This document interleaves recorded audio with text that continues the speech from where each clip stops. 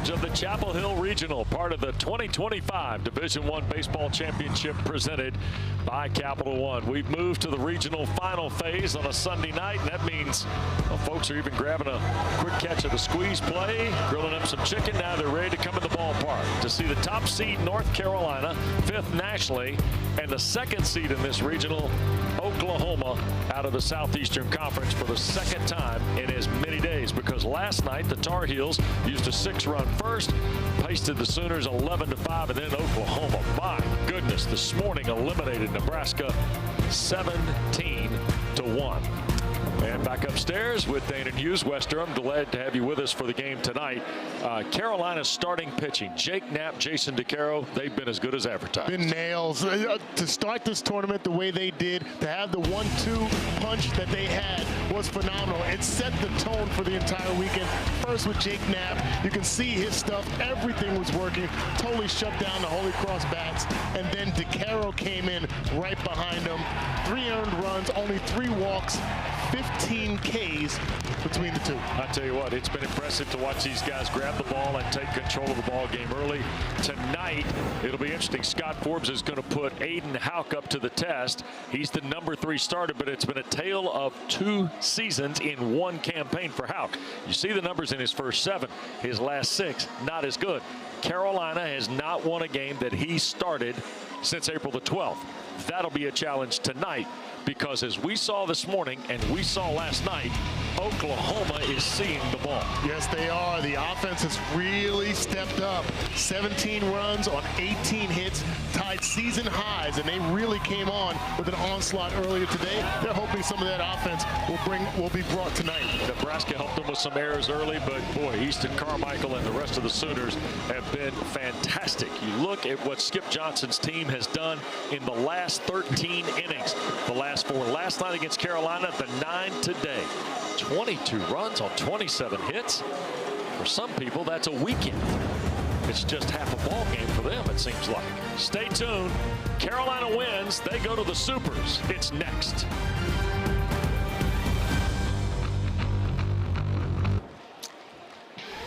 Well, once again, another near capacity crowd is ready here at Boshermer Stadium on the campus of North Carolina to see the Tar Heels and the Sooners for a 2nd time in as many nights. And here's a look at Jaden Barfield making just his 3rd start of the campaign. A 5'9", 216-pound freshman from Pearland, Texas. He's got some stuff, electric stuff as well. Not as powerful or overpowering as we've seen with the Witherspoon brothers, but yet he's at 89 and 92 with his fastball. He's a pitch to contact guy. He hasn't had much experience, as you mentioned, 3rd start of the season, just 18 strikeouts to 9 walks. So he's got to keep his pitch down in the zone and lean on his defense. I'll tell you the other thing too, he's a dead ringer for CC Sabathia. Yes. The hat is cocked to the side. The big left-handed rookie ready to go. Here's the Carolina lineup. Keep an eye on Gavin Gallagher, the cleanup hitter at 3rd base. He's been terrific as well. Talk about having a hot regional. 6 for 7, multiple extra base hits. He's been the catalyst. The 1-2-3 hole for the Tar Heels haven't really shown themselves in this regional. He's had to pick up the slack. Yep, that's exactly right. We'll keep an eye on those guys as we get started. Carolina, because in the NCAA tournament format, you alternate whether you're the home team or the visiting team. The Tar Heels bat first. They'll be in their regular dugout if you've seen games here in Chapel Hill, and they will be the visiting team. Oklahoma, who played Carolina last night, is the home team, because why? They've already played once. They just switched sides of the card here tonight. Kane Kepley to get us started. And there's Skip Johnson. 5 NCAA tournament appearances as Oklahoma's head coach in his 8th campaign. Of course, in 2022, they were the national runner-up at the College World Series. Brian Marine is behind the plate tonight, and the battery of Barfield and Easton Carmichael for Oklahoma. And here is Kepley to lead things off tonight. He's just 1 for 7 in the regional, and the first pitch of the ball game is away for ball 1. Barfield's only other 2 starts, one was in Bedlam in Stillwater against Oklahoma State, That's a fastball at 90 to even the count. The other was game 1 of the Southeastern Conference tournament at the Hoover Met against Kentucky. 1-1. 2-1 now to Kepler. Well, there's definitely some confidence in Barfield. He has some good stuff. A 3-pitch guy. But as we've spoken about earlier this morning, even coming into this regional, once you get past number 2, your number 2 pitcher, things can get a little dicey.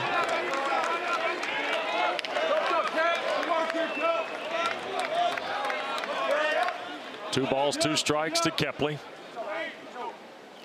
On the ground to third. Handled by Willis and thrown on to first. Remember last night? What did Kepley do? Put a ball on the ground toward Willis. Retired 5-3, sharply handled by the Sooners for out number 1. We talked about in the open the dominating pitching of the Tar Heels. Their 1-2 punch. They also have to add on that throughout this regional, all we've seen is early inning production by the winning team. So it seems like you can get past the first couple of innings with your starter intact, not having any errors or self-inflicted wounds. You're going to have a good chance to win the ballgame. You see the struggles of Jackson Vanderbrake in the regional. That ball's hammered past the diving Willis into left field. Second hit of the weekend for Vanderbrake, and off he goes to second. Nope, big turn. He'll come back. A 1-out single for Vanderbrake.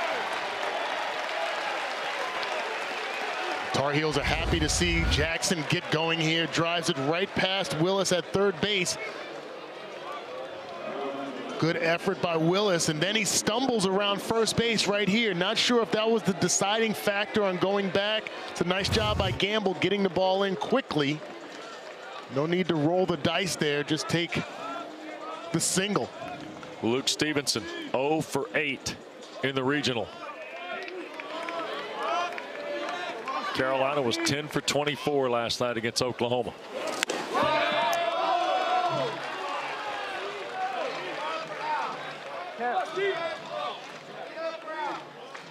With runners on.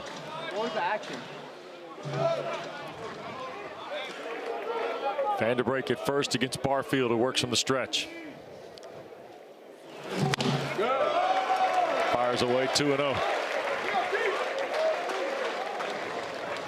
We just gave you the details on Stevenson's regional. But he has helped this team in many other ways. Absolutely. He's been a brick wall behind the plate. The most complete hitter on the roster, just has had a slow weekend. That's away 3-0. He has struck out 3 times. Twice against Holy Cross. 1 last night against Oklahoma. Did score one. Pressing just a bit. Trying to a little too hard. Just relax and play. The sophomore has that ability. 3-0. Vanderbrake at first.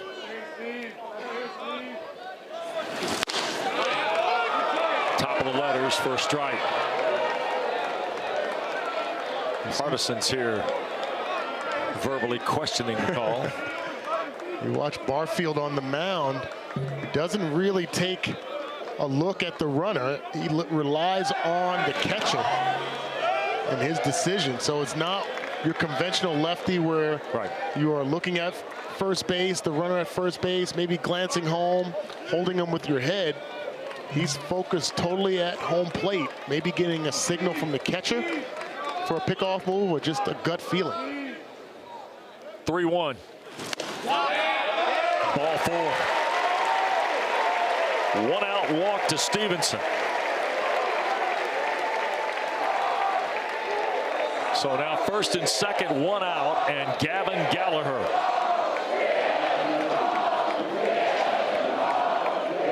And since April began, he's been pretty solid. Nails. 368 batting average, 11 home runs, 35 RBI. We already talked about the regional he's having here this weekend. Carolina 7 of 14 last night with runners in scoring position against Oklahoma. They're 11 for 24 in the regional. Early opportunity for the Tar Heels.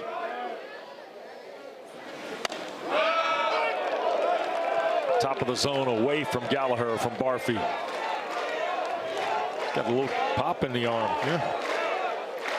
I had mentioned that the Achilles heel when I played was the shorter guys that threw hard. You got a big body guy on the mound like that. Ran that one all the way back inside. Ball one. One thing Gallagher has been throughout the weekend has been fairly patient at the plate. We talked about it on Friday with Holy Cross and certainly last night. That ball to left, but it's going to be foul. Hit it hard, just pulled it too much.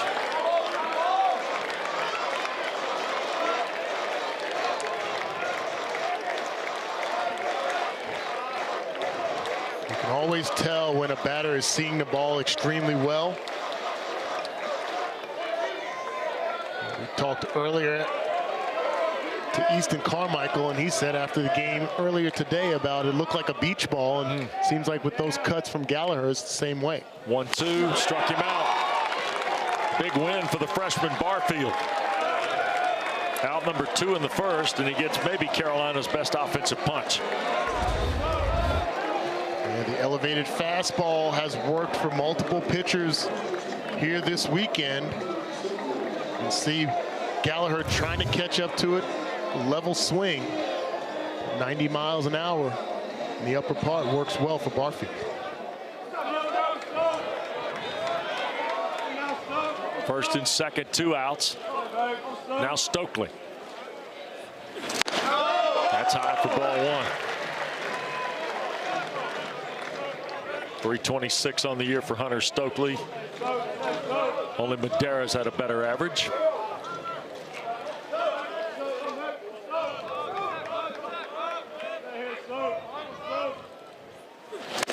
Tried to hold and did. Ball 2. Tar Heels were 8 for 15.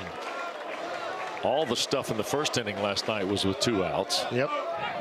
And they had 8 2-out RBIs. That ball got thrown back toward Willits. Banged around a little bit, but no harm for anybody.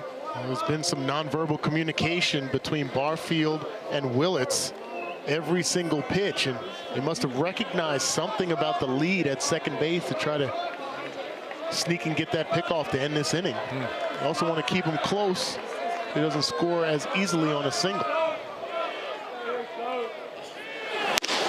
Fastball in. Stokely taking all the way there, Dana. Yeah. Stokely has really come along this season, hitting the ball to the gaps. Coming into this game batting .326, 13 home runs. Got a hit in 19 of his last 20. 12 doubles. Big cut there, 2-2.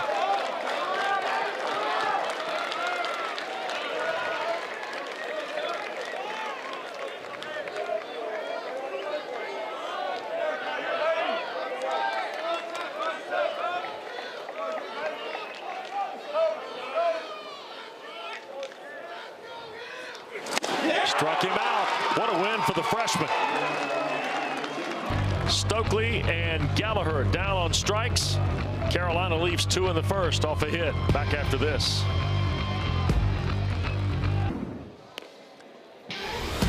Sunday night in Chapel Hill. Regional final here. Carolina and Oklahoma, the top 2 seeds in this 4-team regional. Holy Cross and Nebraska have been eliminated. Zebulon, North Carolina senior Aiden Houck gets the ball tonight for Scott Forbes' team, and we said at the top it's kind of been a tale of 2 seasons. Well, it seems like Scott Forbes, he only recruits 6'5", 6'6" guys.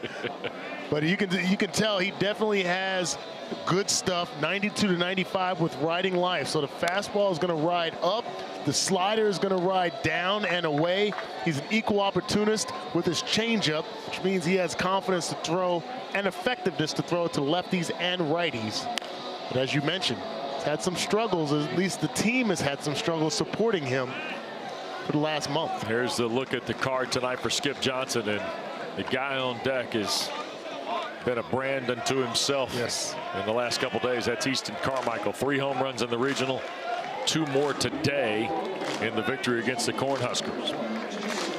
And here's Jason Walk standing in against Aiden Houck, and away it is for ball 1. Walk is 2 for 11. Stolen a base and drawn a walk. Struck out twice.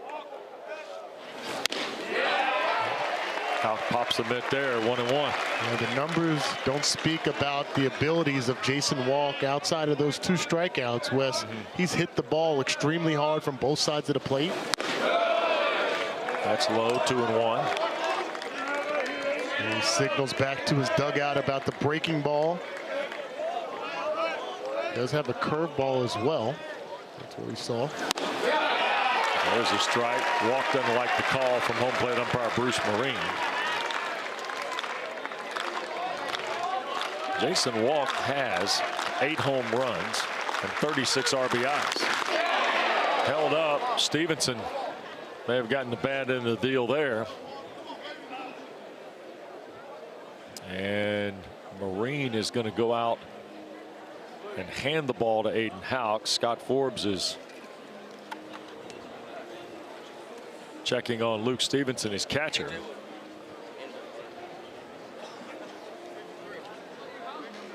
Okay, got the wind knocked out of him just a bit. This is a foul tip from Walk. Ball coming in. They're trying to work the inside part of the plate, and there. Oh.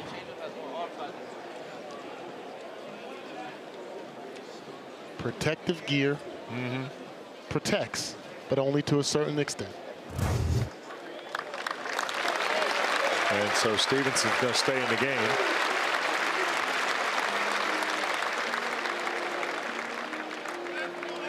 And here's a 2-2 pitch for Walk coming.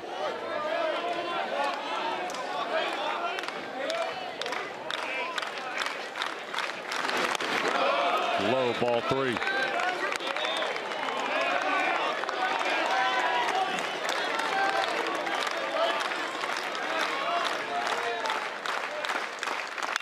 To right on a rope and down into the corner to go. Walk can really run now. Scooped up in right field by Bass. The throw will be cut off by Vanderbrake. It's a double to start for Oklahoma. This is a great swing by Jason Walk. Excellent speed out of the batter's box, but as you see, he gets the ball down the right field line, and Bass has a little bit of trouble grabbing it. I thought maybe Walk could have gone for 3. It looked like he had already made his decision to slow down and stop at second. He didn't pick up the third base coach, Wes. I thought with that speed, can't take it for granted. He could have gotten the extra 90. 13th extra base hit of the regional, 8th double for Oklahoma. There's a strike on the way for Easton Carmichael. And here's where this guy gets more dangerous. You got somebody now on base. And you see all the things he leads Oklahoma in. Here's the 0-1. Fouled away 0-2. Sooners are 9 for 19 earlier today against Nebraska with runners in scoring position. The power is the part that jumps out to me about Carmichael, and those home runs he's hit, they weren't just landing right over the fence. We saw one earlier over the clock. He hit one to Ehringhaus. Offered there, pulled the trigger, and is out on strikes. 1 away.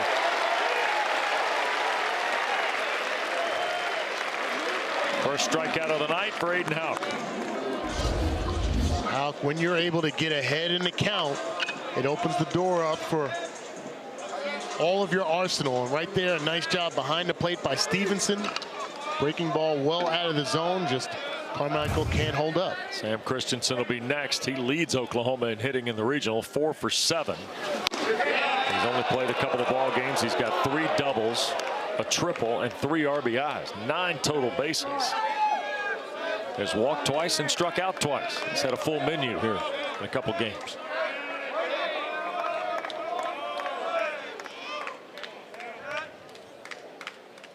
The 1-0. Fastball by him.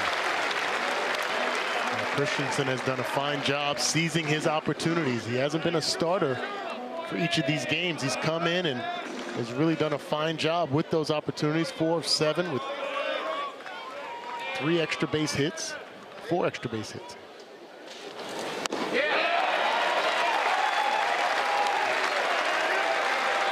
The drop in the pitch is getting him. Yes, that's that slider. 1-2.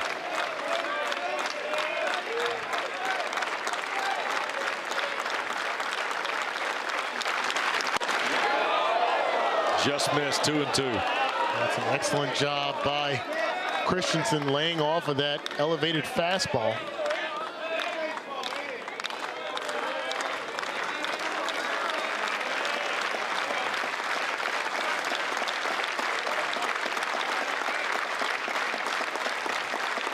Two. Full now.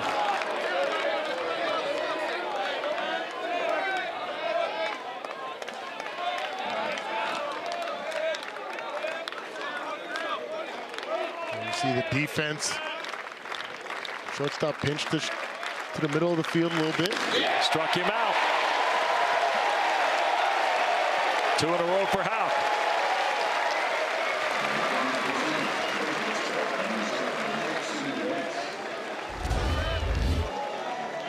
Great execution. There's a changeup right there. I mentioned it earlier. He's very comfortable in throwing that changeup in any count against either a lefty or right-handed batter. It's going to move away from the left-handed bat. And he's able to execute that to perfection. Here is Willits, 4 for 15 this weekend, 4 RBIs though. He was really struggling on Friday. He was 0 for 4 with 3 strikeouts. He is 4 for 11 since.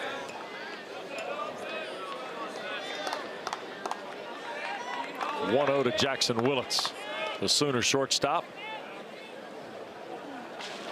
In for a strike.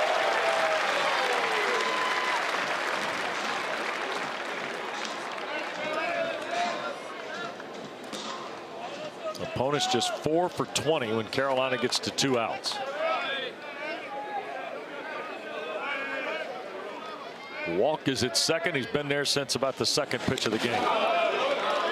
That's in the dirt. Stevenson did a good job covering it up. Brian Marine's going through baseballs like people go through facial tissue. And they just brought him 4 new a minute ago.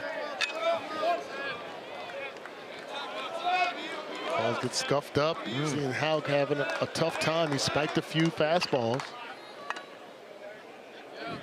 Here's the 2-1 off the plate. 3-1 now against Willits, who handles the bat pretty well despite the Friday struggle. I've been really impressed with the way he's come back and helped his team in a variety of ways. It tells you a lot about his makeup. When you have that kind of down game where you're not seeing the ball as well, you're able to bounce back immediately. Here's the 3-1. Turned it over again on him. Here's what we know about Houck. He's not going to serve it up on a platter. He's comfortable with all 4 of his pitches. Yeah. A 3-1 count in this circumstance. He throws you a breaking ball, speeds up possibly a fastball here. Roped on the ground. Vanderbrake backs up. He'll throw to first, and that'll do it. Aiden Houck gives up a leadoff double to Jason Walk, and then strikes out 2 and grounds out Willits. We're scoreless after 1 in Chapel Hill.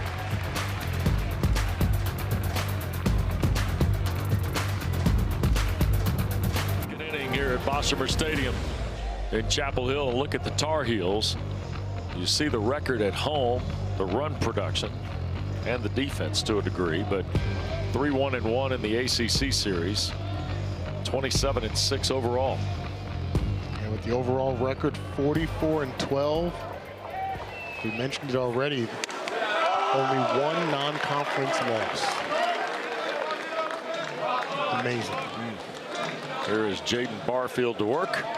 Inning number 2 against Scott Forbes' team. The 1-0 for Ladera. 2-0.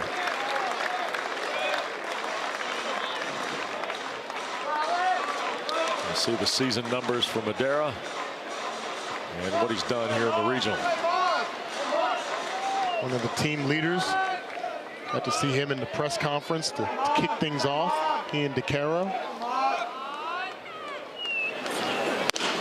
2-0's a strike.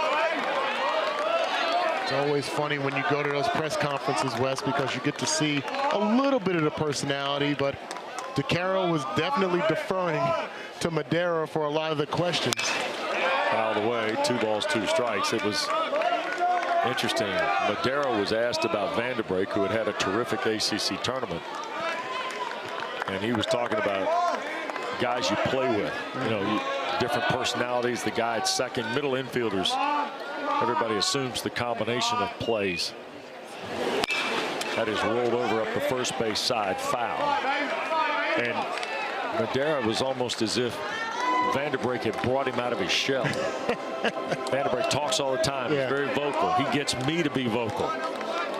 Probably not as vocal as I need to be, and yet he's encouraged me to be. And speaks to what, when you take a guy from New Jersey and a guy from Yakima, Washington, and put them together, what you get sometimes. That's right. Errol Shire, former teammate. 2-2. Struck him out. Barfield looks sharp through 4. That is his 3rd strikeout in a row. He got a ground ball to start the game, a single to Vanderbrake, a walk to Stevenson, and since then, everybody's walked back to the dugout. And Madera just trying to wave a little defensive swing there, but with that slider working off the plate, so tough. The compact body makeup of Barfield and how quickly that ball can get on top of you. Here's Tyson Bass. Now, he and Sam Angelo, who are on deck, the 7th and 8th hitters, are a combined 6 of 13 with 3 home runs, 8 RBIs, and a double. These 2 guys have been doing work. Bass takes another fastball in for a strike. It's 0-2. Yeah, that's one of the more impressive parts of this team, is the makeup of this team, is that when Kepley, Vanderbrake, and Stevenson haven't had things going, these 2 guys have picked up the slack. Off the glove of Barfield. Willits will have to really hurry here, and he gets Bass down the line. It glanced off Barfield's glove, and Jackson Willits stayed with it nicely for the out. Watch the athleticism right here. Reaction by Barfield just slows it down enough that Willits can get to it. Not sure that he wouldn't have gotten to it if it did not glance off the glove of Barfield, but it made an easier play for the shortstop. And here is Angelo. Sam Angelo had a big night last night. 2 home runs off the Sooners. Kyson Witherspoon. Barfield delivers a strike. 0-1. See the defense shift. Shortstop basically in the second base position, so playing Angelo as a dead pull hitter here. They're going to shift even more with the 3rd baseman Willis playing at shortstop. He went oppo last night. That's low. 1 ball, 2 strikes to Angelo. It was a treat speaking with him after the game last night. Fun to hear about his exploits and how well he felt about himself and this team. Yep. 2 balls, 2 strikes to Angelo.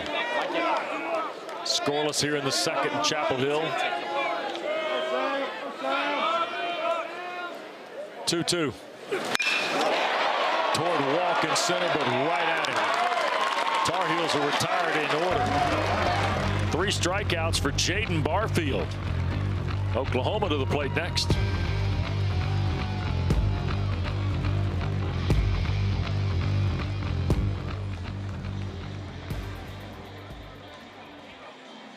Full house tonight at the Bosch in Chapel Hill. Folks moving around. They got in here delayed about 37 minutes from when we were supposed to start. No, there's Dana, there's your seats.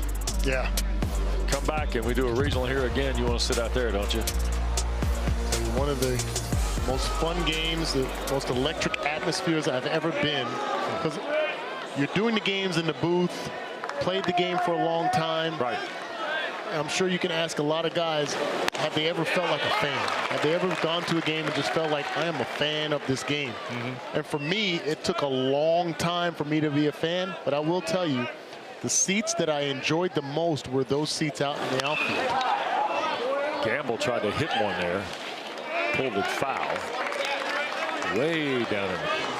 It was at the 2013 AL wildcard game, Royals versus Oakland A's in Kansas City, and I was out actually in left field in those type of seats. Hosmer hits a triple late in the game and opens up the floodgates. And I've been in Arrowhead, obviously played in Monday Night Football and all that. Yeah. I had never been a part of an atmosphere that was wrong. What's going on out there, by the way? No, those are the seats I like. Yeah, way out there, fellas. How y'all doing?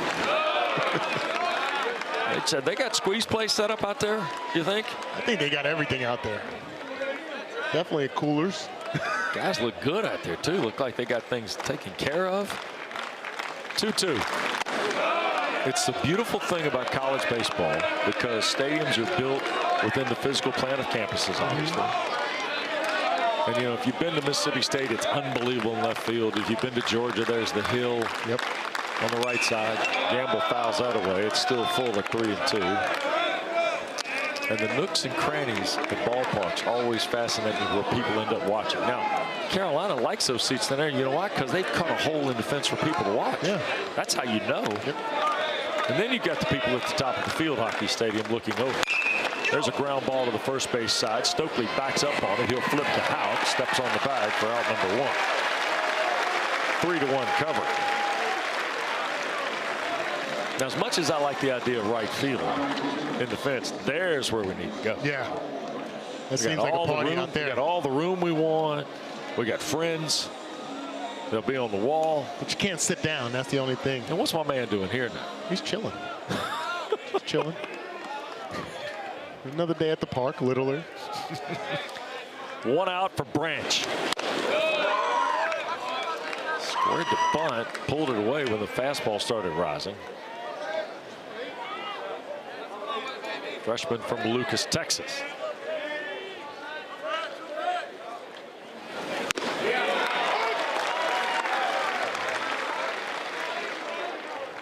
One ball, one strike to Branch.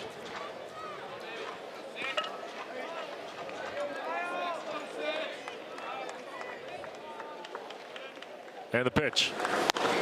Stayed high, 2-1.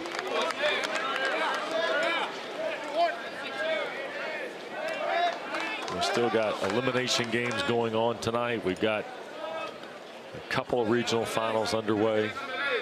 Plenty of baseball to round tonight. Over our head, 2-2. Been a terrific weekend. Been a dramatic weekend someplace. Yeah. Definitely some surprises. Cool. Some extra excitement. I don't think anybody thought the nation's top seed would be done. Yeah. That's what makes this time of the year special. I say this time of year, not just baseball, but March Madness and basketball. 2-2 on the ground to third. Long throw, handled nicely by Gallagher. Made this look easy. Yes. Gavin Gallagher has been tough at the plate. He's really good with the glove here. 2 away, and that'll get Desan Harris to the plate. Hard to believe this guy didn't play Friday night. Talk about having yourself a weekend. Oh my gosh. Harris fouled away. Just so we're understanding here, he is 5 for 6, a double, 3 RBIs. And didn't start every game. Right. Just started one game. Yeah. Inserted into the lineup today against Nebraska and just went right to work. Couple doubles. It's not rocket science. Nope. The 1-1, 2-1. 2 outs here in the bottom of the second. Scoreless are the Sooners and Tar Heels. A Carolina win means they go to the Supers. An Oklahoma win We play a winner-take-all tomorrow.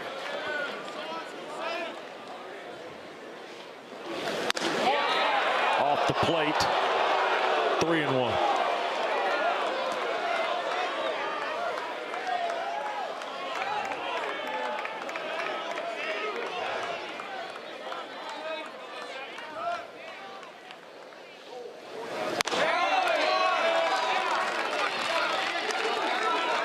We welcome those of you that have seen Ole Miss eliminate Georgia Tech from the Oxford Regional. We're in Chapel Hill at Boshamer Stadium with Dana Hughes, Wes Durham. North Carolina advances tonight with a win to the Super Regional. An Oklahoma victory means a winner-take-all game tomorrow here in Chapel Hill. We are scoreless in the bottom of the second. Each team has had one hit, and the Sooners have a 2-out walk to Harris. And that'll bring Drew Dickerson, the 8-hole hitter, to the plate to face Aiden Houck of the Tar Heels. These are the top 2 seeds in the Chapel Hill Regional. Holy Cross eliminated yesterday. Nebraska this morning by Oklahoma. So Sooners are playing 2 on this Sunday. Here is the 1-0 for Dickerson. Now 2-0. Talked about Skip Johnson shuffling up this lineup, feeling comfortable moving guys around, whether it's Jason Walk from the leadoff back to the leadoff. Drew Dickerson has put up some good numbers this weekend. Was a 3-hole earlier today. That's low. Now 3-0. 4 straight balls, I think, from Aiden Houck.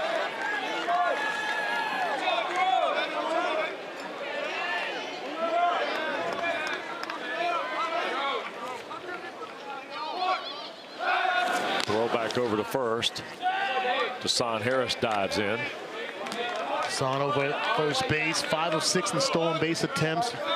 A little bit of struggle showing from Houck. I don't think you're going to see him try to swipe a base until after a strike is thrown. Pops the mid, 3-1. Houck has been fighting it in the second half of the season. Scott Forbes handing the ball to his number 3 starter, who got off to a terrific first half of the campaign, but has kind of been fighting it since mid-April. There's a throw back over to keep Harris close. Oklahoma opened with a double from Jason Walk to start in the first, and then back-to-back strikeouts of Carmichael and Christensen. Ground ball from Willits ended that threat. Carolina had a single and a walk. Then Jaden Barfield, a freshman, has been terrific for Oklahoma here early. He has struck out 3. And now Aiden Houck trying to end the frame for Oklahoma here. Count is full. The runner will be on the move here.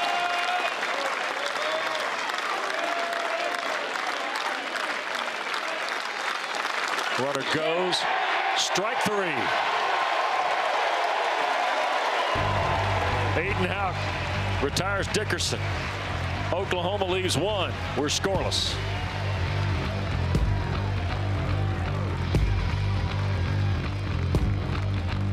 In your neighborhood, there's a place so good. It's so nice to be part of Storeman for me. All natural chicken hindquarters are just 99 cents a pound. Deli shaved ham is only $4.98 a pound. Capri Sun or Kool-Aid Jammers are just $2.48. Sara Lee buttered bread is 2 for only $5. Welcome to Fairway, your Fairway family. Jeff, you good? Yeah, 1 sec. Listen up. Jeff has a sore back, and it's the Rec League semifinal. Let's get our man back in the game. We got the ice, and we got the hot.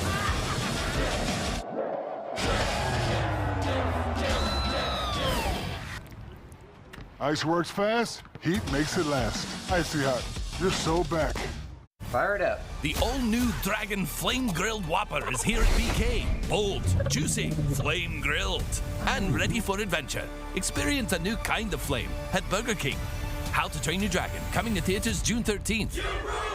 The Women's College World Series heats up in OKC as softball's elite compete for their ticket to the championship series. The Women's College World Series continues through June 6th on the networks of ESPN. And we're at the NCAA Baseball Regionals presented for you by Capital One. Ball game was delayed about 30 minutes because of a late afternoon shower, which has kind of become the staple in the area here in the last couple of days. And here's our bracket in Chapel Hill. Carolina's the national 5 seed. They beat Holy Cross 4-0 behind Big Jake Knapp on Friday. You see Oklahoma beat Nebraska for the first time also on Friday. And then Nebraska eliminated the Patriot League champion, Holy Cross, yesterday. Last night, North Carolina took the 2-0 lead with an 11-6 win against Oklahoma behind Jason DeCaro. And this morning, Oklahoma, I say this morning, it started shortly after noon, 17 runs in eliminating Nebraska in an old Big 8 matchup, 17-1. Kept waiting for Mike Rozier and Billy Sims to get called for the ball game, but that didn't happen. No wishbone? No wishbone. Didn't see Thomas Lott.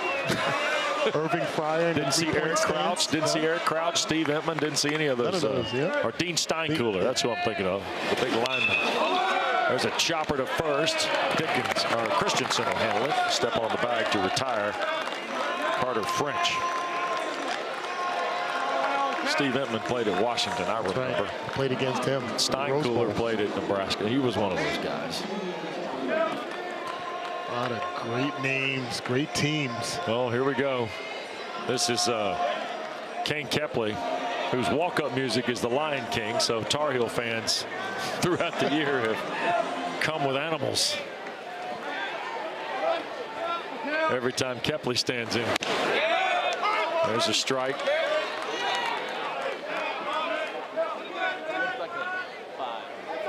It's a good baseball player. Oh, yeah. This is what a coach would tell you is a ball player, right? Off the plate, 1-1. Yeah, we've seen some defensive gems from him in the outfield. The leader, clear leader of the outfield crew. Yeah, you could see him and Jason Wall can be just fine. Yep. That's a fastball. Boyd says 89 miles an hour. Looks a lot hotter. Yeah. That's what I say about those compact guys. You can fall in love with the radar gun if you want, but guys like that, the ball just seems to get on top of you quickly. Kepley's 286. He's got a couple of home runs, less than 30 RBIs. You don't want him on base though, if you're the opponent. 2-2. That's shuffled along the ground. Backhanded, no! It jumped up the chest of Branch. And Kepley's aboard. It'll be an error on the second baseman. And you got your second baseman, Branch, playing deep. Now, this is just the last hop before it gets to the grass, so it wasn't about that fringe that had that ball bounce up a little higher there. Just a tough break for the second baseman, Kane Kepley. 41 stolen bases, the rest of the team 48. Barfield will throw over.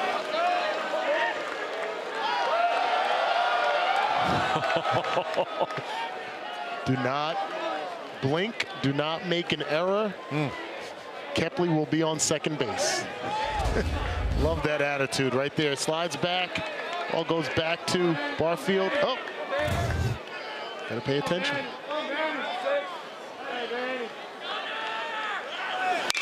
Skied. Out goes Branch. In comes Harris and walk. 2 away.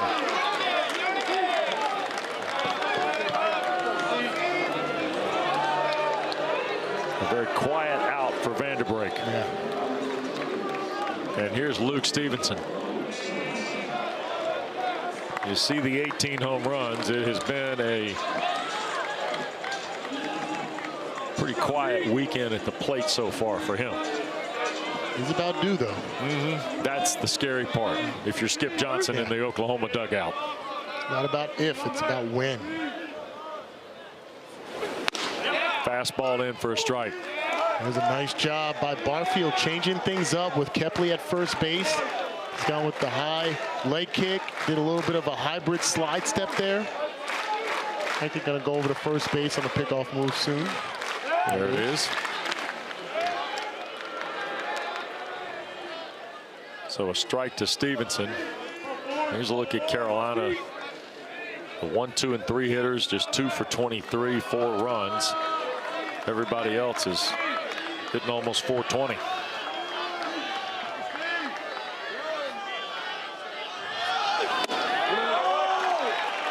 One ball, one strike.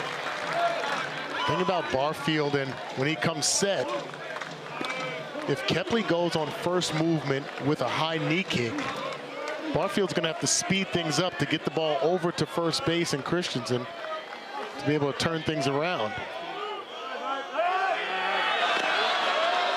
You know what I mean? Because now the speed of Kepley, he's not going to slow down. If he gets picked off, he's going full speed to second base. So the transfer from Barfield to Christensen to Willits is going to have to be turned quick. Big lead at first base. There he goes. Swung on, dumped to left field, and caught on the fly, and that will take care of Carolina. Hit it right at Gamble. And the threat for the Tar Heels ends in the third. Still no score. Your kid's brain with Allegra versus some allergy medications in the math quiz. Some allergy medications can make your kids drowsy. 1, 2, 3. But Allegra is different. 7 times 51? No biggie. 357. Ace. Well done. Allegra is fast, non-drowsy allergy relief with 0% brain interference, so your kids can stay sharp at school. It's a no-brainer. In your neighborhood, there's a place so good. It's so nice to be part of store meant for me. All natural chicken hindquarters are just 99 cents a pound. Deli-shaped ham is only $4.98 a pound. Capri Sun or Kool-Aid Jammers are just $2.48. Sara Lee buttered bread is 2 for only $5. Welcome to Fairway, your Fairway family. Barbecue season is back. Yeah, it is.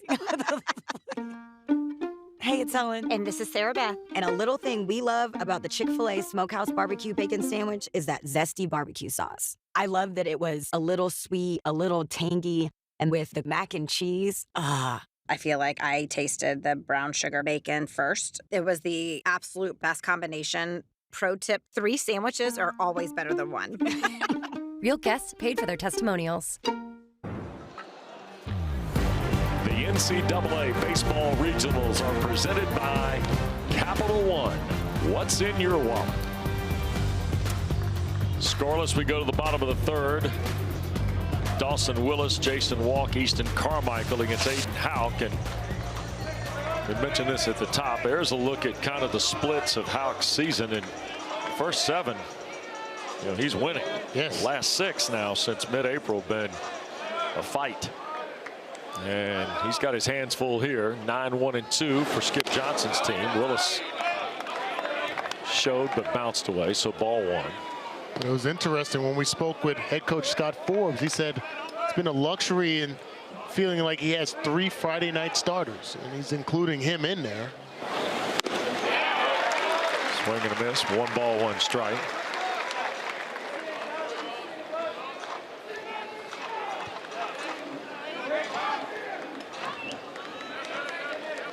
Willis waits to left. It's got some juice on it. Going back is French. Gone. Dawson Willis has put Oklahoma in front. Solo home run to start the third.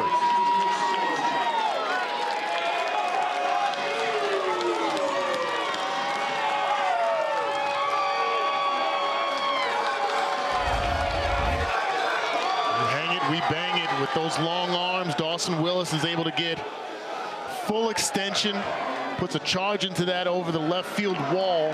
His 6th home run of the season. Good effort by Carter French out there, but the hanging breaking ball even at the bottom of the lineup. That'll bring Walk to the table.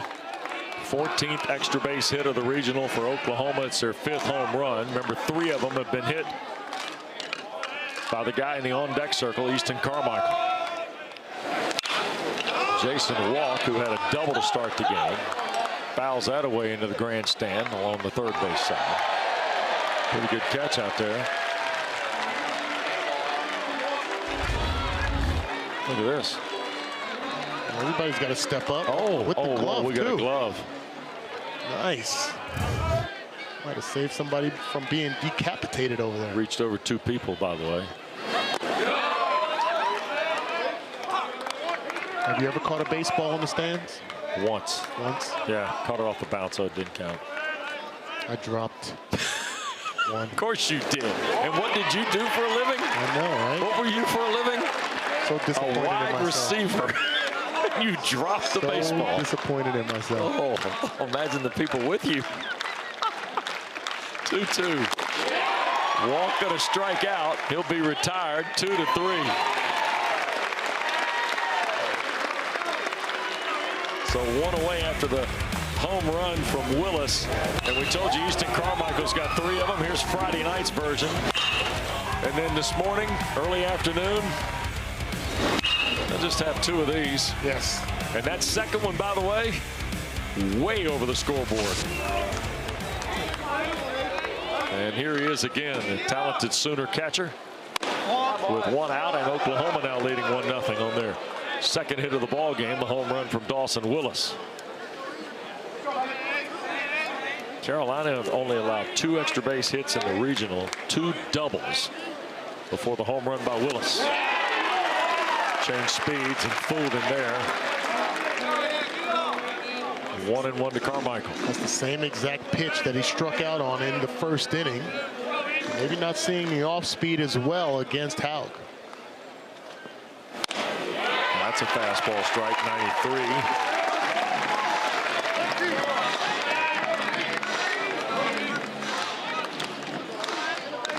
93. One and 2 to Carmichael.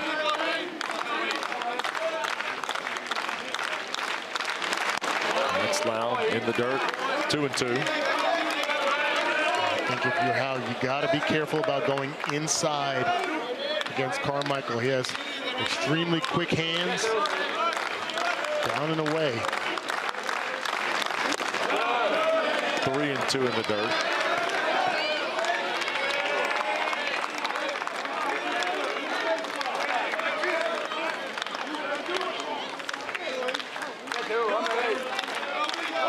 Full count pitch.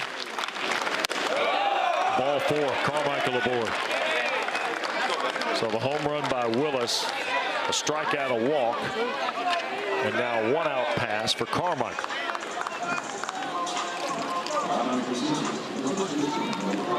You see Scott Forbes out there. Just recognizing, you can see a little bit of frustration there. Just don't want to give too many freebies up against a team like the Sooners. Especially the way they're swinging the bat. We saw that this afternoon. Yep. Christensen. And now Stevenson's going to go out and check on Haug here. The thing about Oklahoma is this morning Nebraska helped them with the 3 errors in the first inning.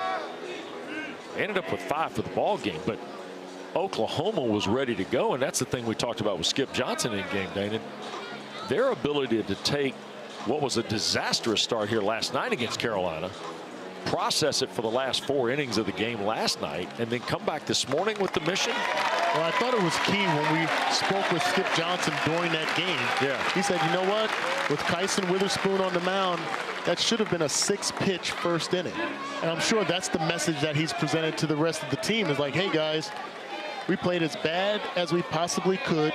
We made the errors and opened up the door for UNC to score as many runs as they did and put us behind the 8 ball. Right.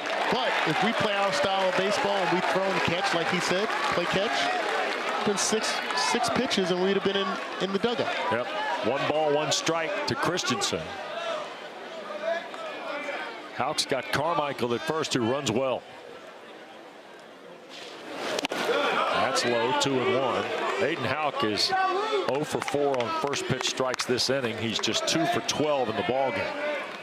He spiked a bunch of pitches as well. You mentioned about Brian Marine, the shuffling of baseballs, home plate, and the work that Stevenson's had to do behind the plate. Throw back over. Easton Carmichael in. And Sam Christensen waits here. On a 2-1 count.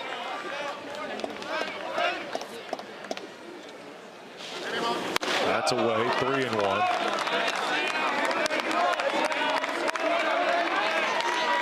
Lights are off down in the left field corner in the Carolina bullpen. Houck has got as much time as he wants here, as long as he keeps it in front of him. 3-1. In for a strike.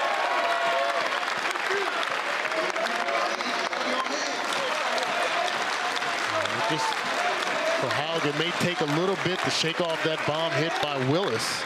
Let's get back into the same rhythm he had, especially in that first inning. Got him. Christensen stared at strike 3, 2 away.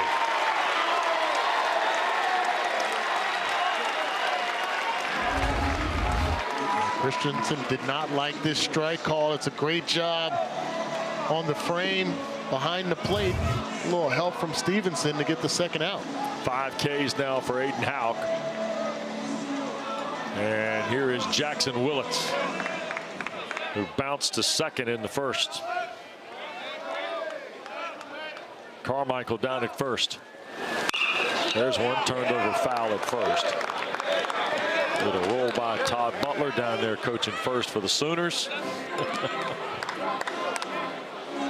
I don't think our visit lasted more than about 10 minutes, but it was great with Butler on Thursday. He came up and spoke to us. Oh, yeah. As if we had not been here before. Danon had not. Me, guilty. Yeah. It's all right. He was fun to talk to. Great coaching career, by the way, he's had. Absolutely. 5 Southeastern Conference schools. And an important add, you think, just about Skip Johnson and moving to this league, in particular in the SEC this year. How valuable somebody like Todd Butler on your staff. Yeah. Got to talk extensively with him yesterday again. Just about all that you have to juggle with the NIL and transfer portal, et cetera. It was fun to talk about. 0-2 away to Willits. Ball and 2 strikes. I think Carmichael was on his way to second base, just did not get a good jump, so put the brakes on. Maybe going here. 1-2 from Houck.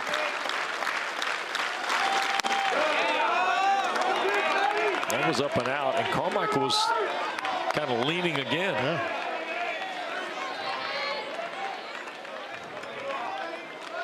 So it's 2-2 now.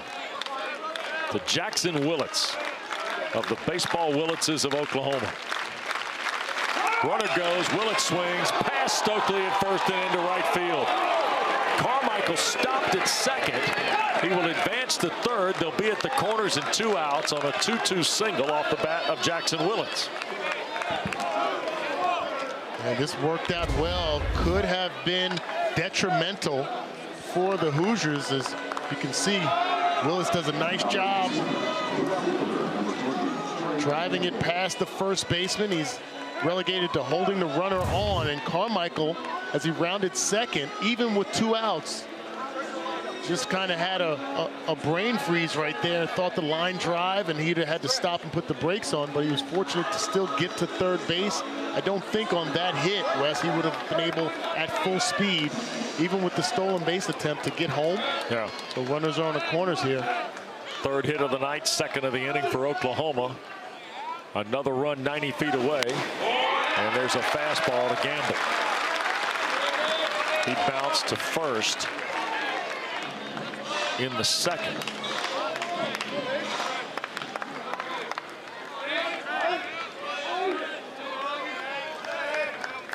Oh-1 from Houck here for Trey Gamble. Off the plate, a ball and a strike.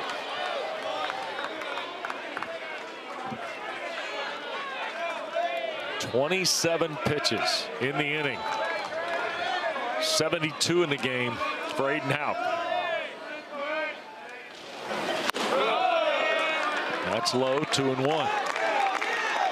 You mentioned the stat of the inability to get ahead in battle.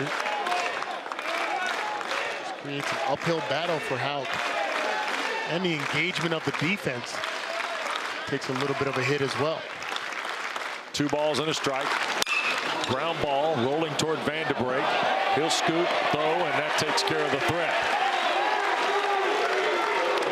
So, and Willits is upset with some of the collision that went on.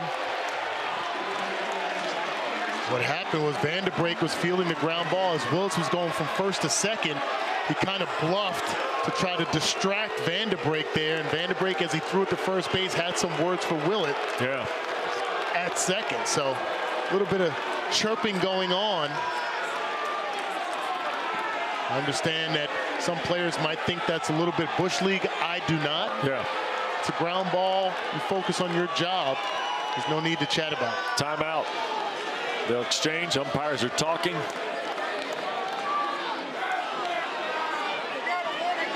And a warning's been issued as we go to break by Brian Marine to both dugouts. And we're back after this on the SEC Network.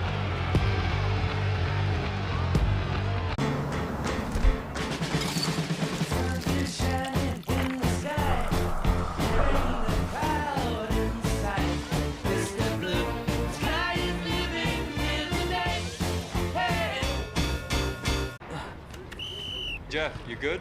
Yeah, 1 sec. Listen up. Jeff has a sore back, and it's the Rec League semifinal. Let's get our man back in the game. We got the ice, and we got the hot.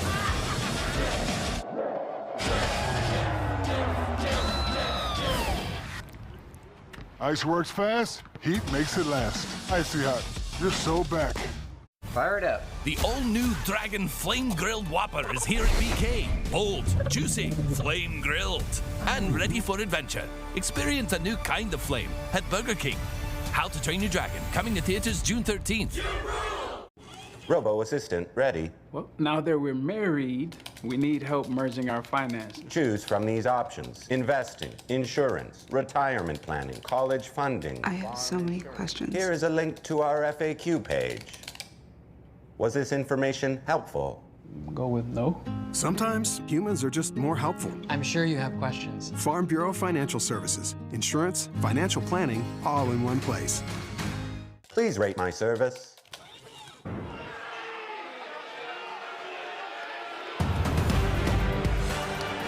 Well, Skip Johnson and Scott Forbes have both had conversations with Brian Marine, and here's the play in question, Dana. Well, you have Jackson Willits going to second base, 2 outs there. He fakes at the ball with his hand, trying to distract Vanderbrake at second base. And then after the final out was recorded, there's some chatter between Willits and Vanderbrake going to the dugout. Brian Marine, the home plate umpire, issues a warning to both dugouts. Then the coaches came out with a little bit of opposition there that Scott Forbes first started, and then you see a little back and forth. Stokely has to push his buddy off the field. I don't see anything wrong. Maybe I'm old school. Like, I've seen a lot worse on the field. Like, trying to distract a defender. Like, what about if there's a guy that tries to steal second base and the ball gets thrown into the outfield and the shortstop holds the glove on him? Right. Like, is that the same type of thing? Like, again, like, how far do you want to go down this rabbit hole? So I get it. It's an intense situation here, regional final, but I think cooler heads will prevail. Here's the 0-2. Gallagher, by the way, 1 ball, 2 strikes. I also think good job by Brian Marine and this crew kind of keeping the volume turned down a little bit.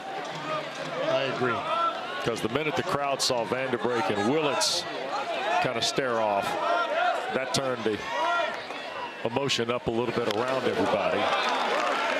I think to your point, before we went to break, Scott Forbes was wondering, why are we getting the warning? Yeah, we didn't do anything. That probably was about some of the verbal stuff on the field that we're not privy to. Wes, did I ever tell you one of the reasons why I went to professional football and left professional baseball? No. Playing center field. Yeah. And I used to yell back at our pitchers to hit people, like if I saw them do something. Right. So I figured I needed to go play football or go to counseling. It was either one or the other. I had some anger issues. Football or counseling? Can you imagine Jason walk out in center field screaming, hit him! Gallagher has hit one. It is deep. Walk going back, and it's gone.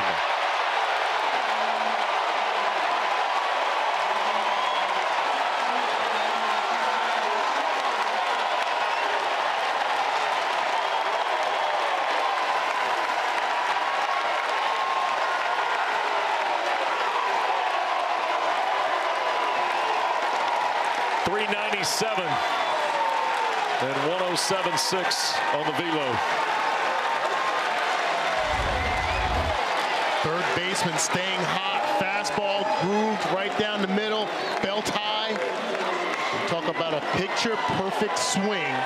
No chance for Jason Walk to track that one down. Puts a charge into it to tie this ball game. Pitch away to Stokely. Carolina's 4th home run of the weekend, their 8th extra base hit, and we're tied at 1. 2-1. 2-0 rather to Hunter Stokely.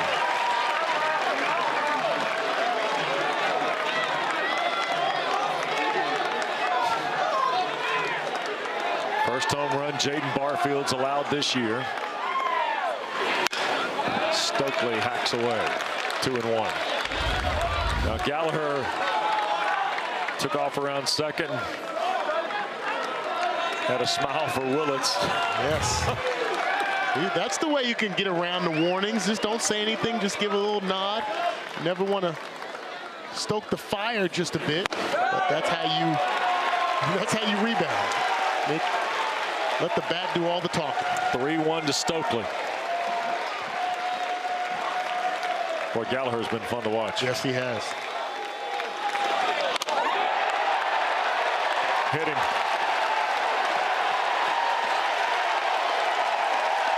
And now all of a sudden the Bosch comes to its feet. That's where you have to be careful. It's one thing to have that fiery nature, and it can propel you at times, but what does it do to your opponents? Poking the bear, fastball that gets away from Barfield there. Hits the protective gear, and Stokely gets a free pass, but more importantly, seeing the Bosch come alive. Oklahoma's got James Hitt, another left-hander, transferred from Texas Tech, going in the pen.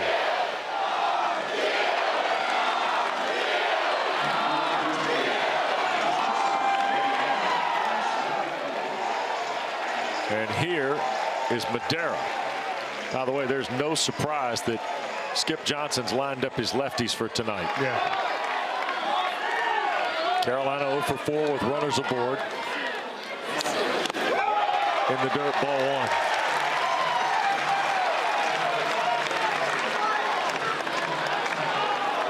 Don't sleep on Stokely. Big body first baseman, 4 for 4 in stolen bases on the season. Deceptive speed. I don't think that you would opt to try to implement the run game here. Just continue to put pressure on Barfield. That's off the plate, 2-0.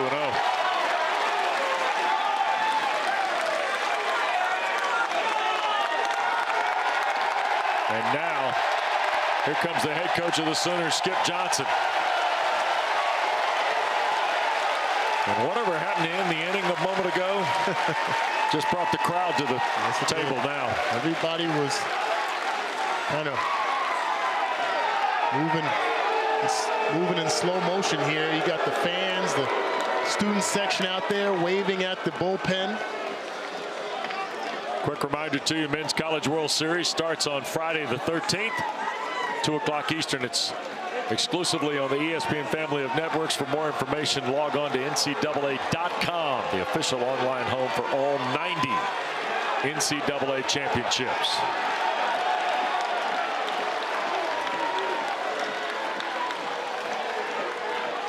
And Brian Marine's out to check in on the confab.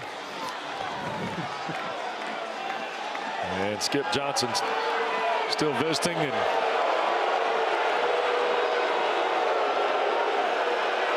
I think he's talking to Brian Marine a little bit, then he's talking to Jaden Barfield. Maybe feeling like Barfield's getting squeezed just a bit, wants to get not only some words to his team, but also to the umpire. Takes that opportunity. Heading back to the dugout. Yep. I've always been able to appreciate umpires. They're the only position, whether you're a referee or an umpire in different sports, you're the only one that's expected to be 100% correct. And yet they still have the patience to deal in fiery situations with players and coaches. Takes a lot. 3-0 it is now to Madera. I could not do it. Here is Barfield to work from the belt. There's a 3-0 for a strike. Fastball just under 90. Stokely at first, Madera at the plate. We're tied at 1 after the Gallagher homer.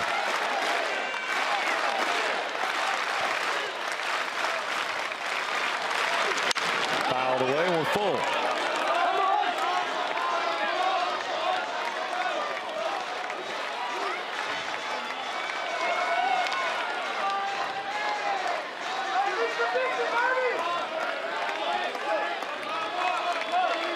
We've ratcheted things up a notch or two here. Fisted foul. Will it stay in the ballpark? Willis, who had the home run for Oklahoma, against the net for out number 1. It's a fine play in foul territory by Dawson Willis. Yes, it is. Unfamiliar territory. Haven't played here very much, but knew exactly how to get to the wall. The length that he had, he is able to avoid that, hitting the net first. Get that first out. Now, Barfield's just a ground ball away from getting out of this jam. Here's Tyson Bass, though. Grounded to short. Back in the second. First pitch swinging. It's a foul ball.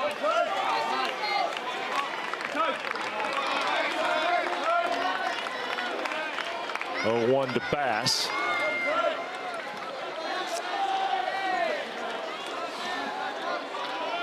Guy who's really come in here and found a way to contribute for Scott Forbes this year. Transfer from North Carolina Wesleyan. Of course, that was Forbes' alma mater. 0-1.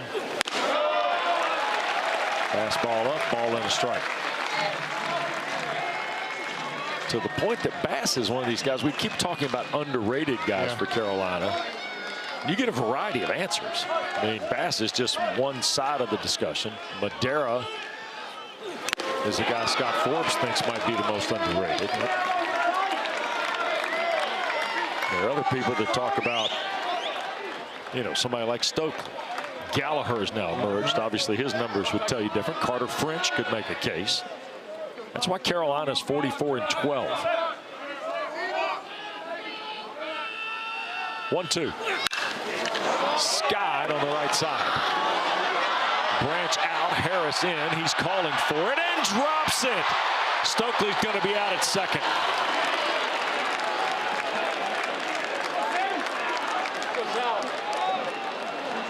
That's going to work out for Oklahoma. But not the preferred method. There's a lot of real estate to cover, even with the speed of Desan Harris. With the first baseman Christensen holding the runner on, and the second baseman Branch close in double play depth. He's the lone wolf out there that has to try to track that down in the high skies, not able to secure it. Fortunately for the Sooners, it didn't skirt too far away from it. 9-6 force for the second out. And here's Angelo driving one foul down the left field line. There's really not much that Stokely could have done. He couldn't have gotten off the base even further. Correct. The first baseman was there. You don't want to get doubled up.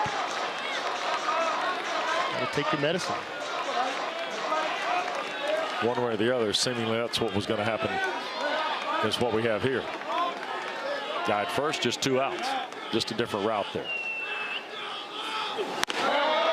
1 ball, 1 strike now to Sam Angelo.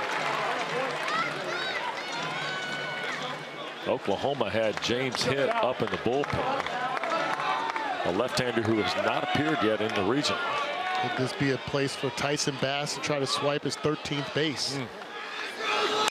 Angelo chops on it, backs up on the second baseman Branch. He will throw on, and that takes care of Carolina.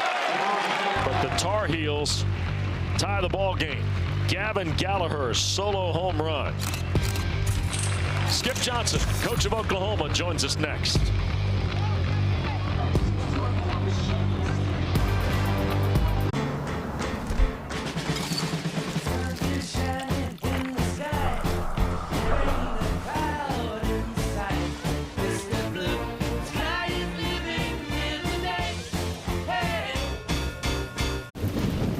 Guess I won't be making my famous burgers. Text everyone to cancel. The Rivera say it's not even raining at their house. Aren't they like 2 blocks away? It is coming down out here. It really is. That was cheese. Yes, it was. Keep walking, Marge. I bet this is a microstorm. What's a microstorm? I don't actually know. Jeff, you good? Yeah, 1 sec. Listen up. Jeff has a sore back, and it's the Rec League semifinal. Let's get our man back in the game. We got the ice, and we got the hot. Listen, ball game of this stage, this is kind of what you want tonight, isn't it? Oh yeah, it's everything you want, for sure. The day for you guys, so good in the first game. How'd you spend that little gap between game 1 and game 2 today, Coach? We went over to the soccer field and took cold showers and did whatever we could, you know. Coach, you got Barfield on the mound. How much more can we expect from him, and what are your thoughts on his day so far? Well, I thought it was really good. I mean, it just shows you his moxie. It shows you his. I mean, he's a freshman. He's got some moxie. He just knows how to pitch, and he's done now, and we'll move on. Okay, that's all we need to know. Appreciate you. Thanks for the time. You bet, Coach. So that'll do it then for Barfield. I suspect James Hitt, who we saw warm up, another left-hander, will be the guy here for Oklahoma.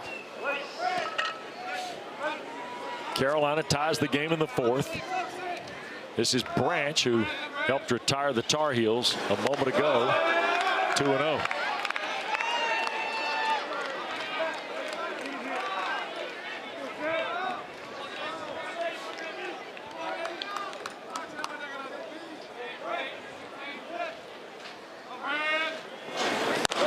That's high, 3-0.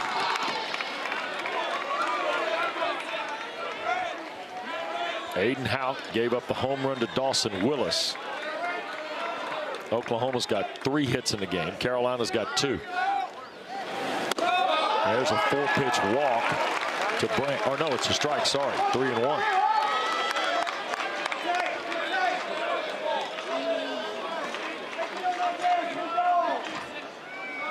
Kyle Branch looks out. That's fired away foul. Now it's full.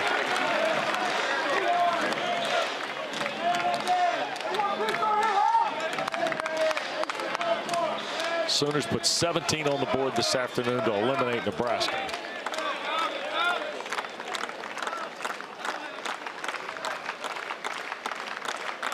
And took a 1-0 lead here a moment ago before the Gallagher home run. There's the walk to Branch.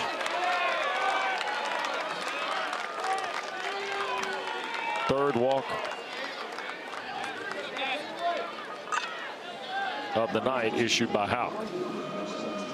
He's had 1 in each of the last 3 innings. And here's Deshaun Harris. May see some small ball employed here with Deshaun Harris. Try to move the runner over. Branch does have good speed. 14 of 14 in stolen bases on the season. Thought about it. Took a hard step. Pitches ball one. As I mentioned earlier, Wes, we've seen a lot of balls thrown down in the zone and in the dirt from Houck. So to me, that would open up the door, and that's maybe where the discussion is going right here. Yeah, Brian Gaines is on the way out. And he is the Carolina pitching coach, assistant head coach for Scott Forbes. So while he visits, quick reminder to you, you can be less like us. Before the game, we were up here doing what? Watching squeeze play. Yep. They had the quad box going. You can too. Scan the QR code on your screen right now to the best live action on the ESPN app. You get every game, every big moment on the road to the College World Series. They do a terrific job this weekend. They'll be back at it again next weekend. Matt Schick, Chris Budden. Of course, Chris Burke, Mike Rooney all involved. Carolina's got action in the bullpen. The right-hander Olin Johnson, who we saw briefly last night. In the bullpen now. Here's the 1-0 Harris straight to center field, and Kepley will have it. Out number one. Soft fly ball into center field. Kepley tracks it down.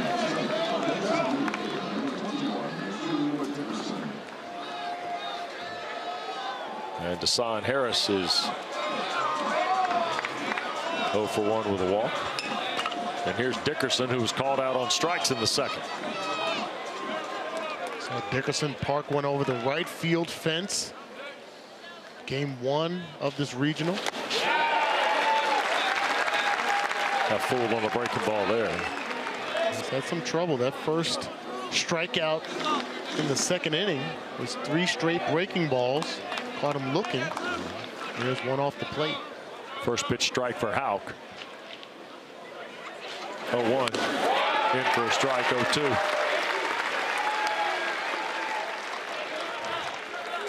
Just given kind of Aiden Houck's game-by-game summary since mid-April. I think Carolina fans thought we might be in for a little bumpy ride early. Could he settle down and find a seam? And Dickerson tempted fate there. Yeah, that was a little bit out. So a ball and 2 strikes now to the right fielder, or the designated hitter tonight. Played in right field on Friday night when he hit the home run.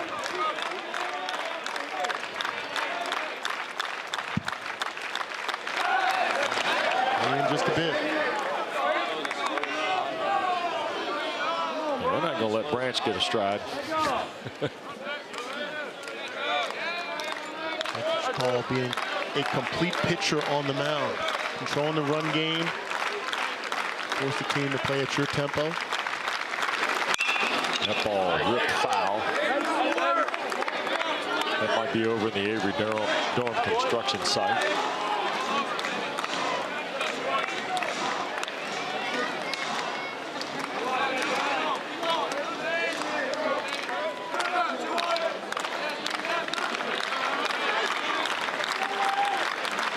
The 1-2.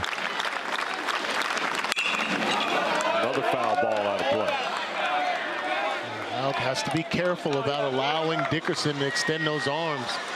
6'2" frame, good long, strong arms for the freshman. They try to go with a fastball on the inner part of the plate. We've seen what Dickerson can do to the opposite field. He's the second most famous person from Lee Summit, Missouri here tonight.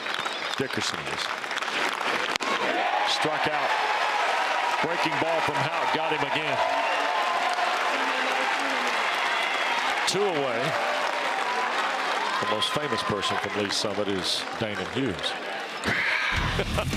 Here's the home run back in the third. Dawson Willis to left field. Yeah, you see the hanging breaking ball, and he makes a pay. Solo shot back in the second inning, third inning. So So 2 down now. Branch at first and Willis again.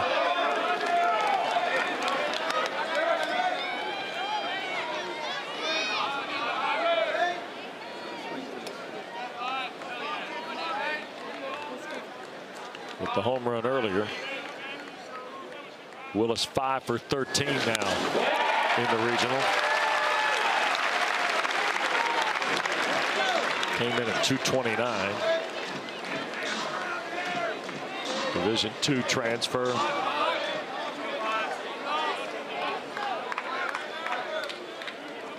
The 1-1. Fastball just missed, 2-1.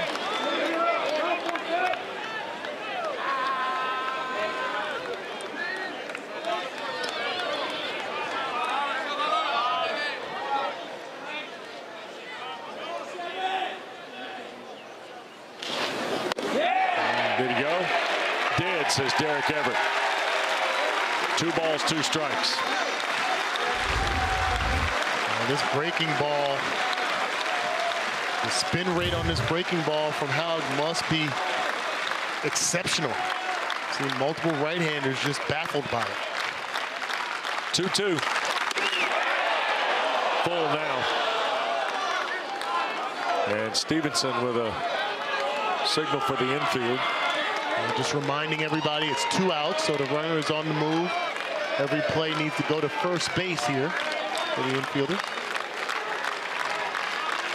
Branch at first after the walk to start the inning. That ball slapped to left, and it'll bounce in front of French. They're going to try and take third. There'll be a play at the bag, and he is safe there. And safe at second is Willis. A home run, and Willis is on board again, and now Oklahoma's got second and third and 2 outs. Threatening here in the bottom of the 4th.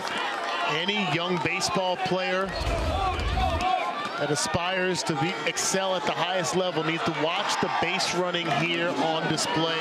Excellent job by Branch to take the extra 90 on the single to left field. He's rolling the dice just a bit, but because he draws the throw, Galahad has to apply the tag, and the speed out of the batter's box from Willis gets him to second. Willis a single, took second on the throw to third, and here is Jason Walk, who outside of the guy on deck might be one of the more dangerous hitters in Oklahoma's lineup.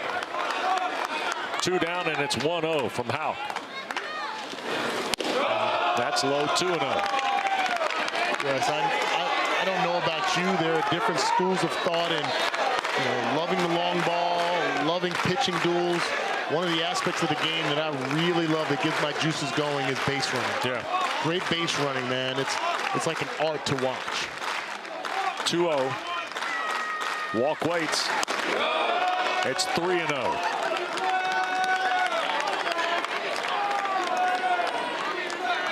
Scott Forbes looking out here, knowing his pitcher's probably got to come in on 3-0. And there's the strike.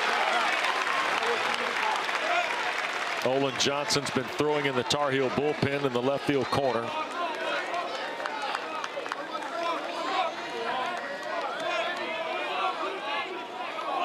One game, go ahead run at third. Ball 4.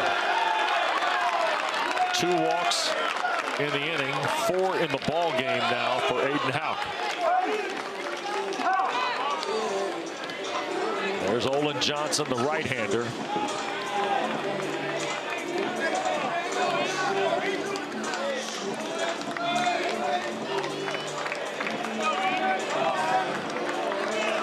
.99 pitches for Haug through 3 2/3. Con Chmielewski was the left-hander you saw. Looks like they're going to keep him in here. Righty-righty matchup against the dangerous Easton Carmichael. Yep. So Walk at first, Willis at second. And Branch is the go-ahead run at third with 2 down. The 1-0. Popped out of play, 1-1. Carmichael is 0 for 9 this year with the bases loaded.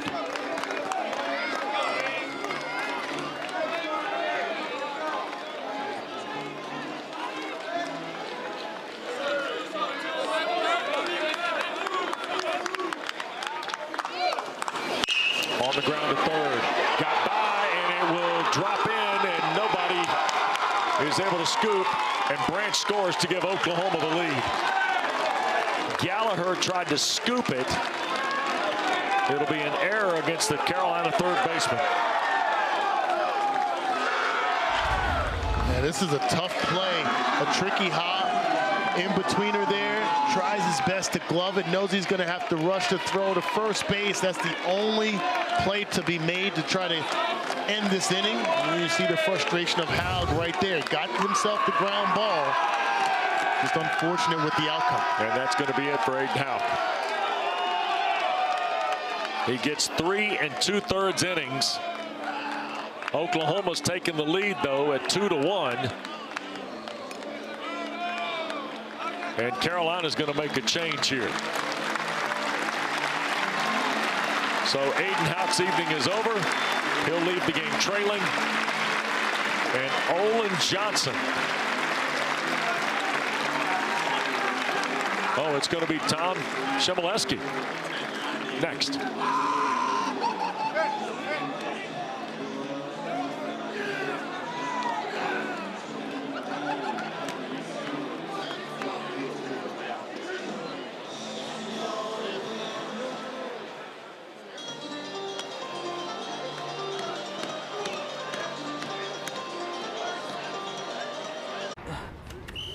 Jeff, you good? Yeah, 1 sec. Listen up. Jeff has a sore back, and it's the Rec League semifinal. Let's get our man back in the game. We got the ice, and we got the hot.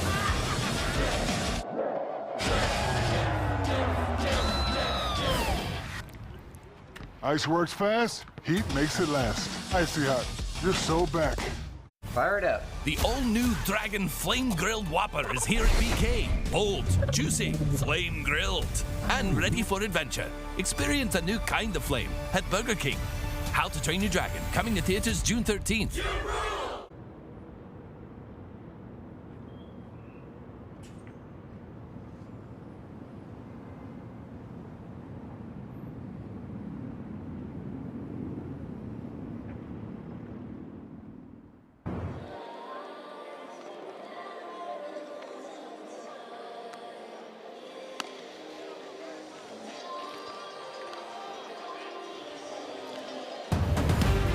We welcome you back to the NCAA Baseball Regionals. They're presented to you by Capital One. And we're in the 4th inning here in Chapel Hill. Oklahoma's just taken the lead at 2-1, and Aiden Haug's evening is over. 3 2/3 innings, 102 pitches tonight. High volume of pitches in his outing there, but only gave up the 4 hits. And here is left-hander Tom Chmielewski. Appeared briefly last night.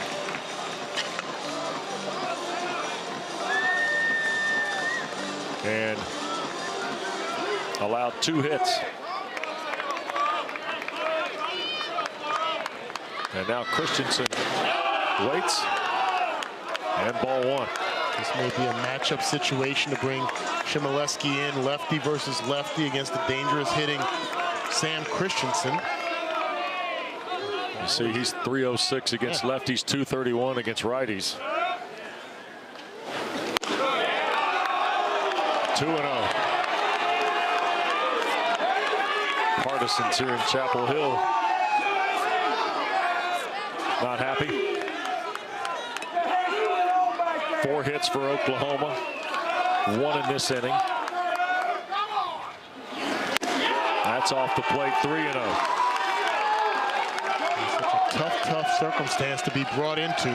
Out of the bullpen, bases loaded, the speed that's on the base pass, the heart of the lineup for the Sooners. That's a strike, 3-1.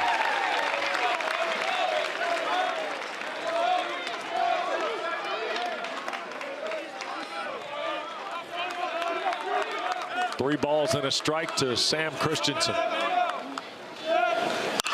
On the ground at short, long throw, and they got him. Madera Retires Christensen. Oklahoma takes the lead, though. Single from Dawson Willis. Sooners in front, 2-1.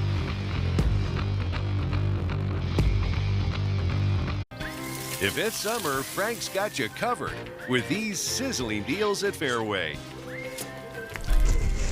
This week, Ruffles are just $3.88.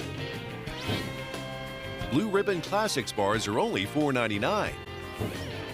Capri Sun or Kool-Aid Jammers are just $2.48. Whole seedless watermelon is only $5 each. Fairway, sizzling savings all summer long. Your brain with Allegra versus some allergy medications during rush hour. Some allergy medications can make you drowsy. But Allegra is different. Traffic jam? We got this. Woo! We're nailing it. Yeah, come on. Like a boss. Right on time.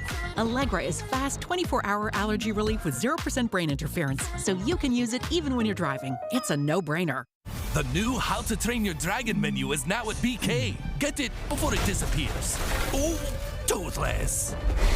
Bold, tasty, and dangerously delicious. How to Train Your Dragon. Coming to theaters June 13th. Let's go! The Rob Dwalishvili, the Sugar Show! Juliana Pena! How are you going to beat me, Kayla? Kayla Harrison! I will be champion.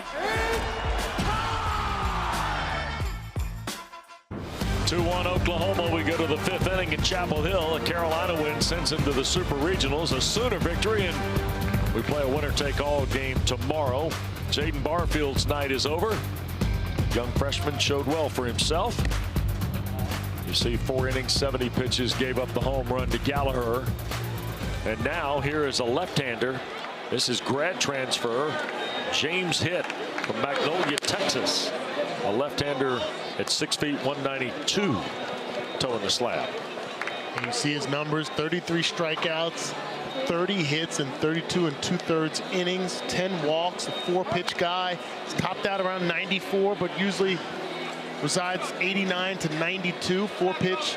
He has a cutter, slider, and changeup. For the lefty here against this dangerous lineup for the Tar Heels. We have French, Kepley, and Vanderbrake coming up. Yeah. So Carter French, who grounded out to first. And you see Kane Kepley also on deck for Carolina as we go to the 5th inning.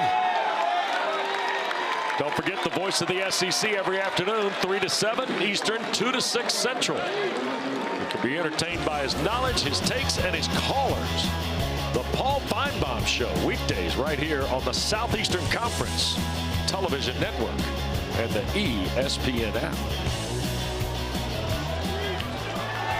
And just for the benefit of our friends at home, this is the National Collegiate Athletic Association Division I Men's Baseball Championship.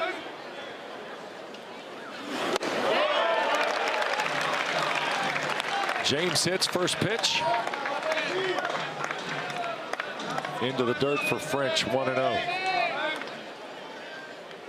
Hitt's first appearance here in the regional.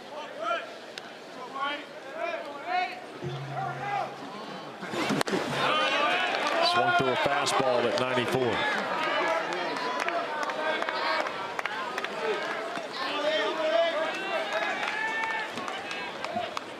Hitt was really good out of the bullpen in the SEC tourney opener against Kentucky. He gave them 4 innings of scoreless relief. Danon? Yeah. That's what you need, confidence in your bullpen, especially when you have a circumstance where, like tonight, you have Barfield going, don't know what you're going to get from him, how much length you're going to have from him, but you also have in your back pocket solid pitching in the bullpen that you can rely on. No question.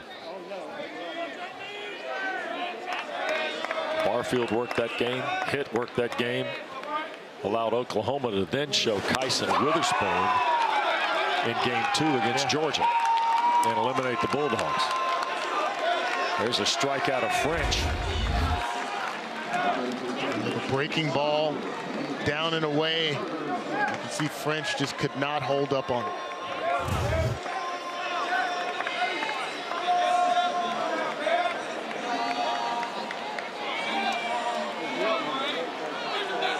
That is the fourth strikeout tonight by Sooner pitching. First for hit. Now here's Kepley.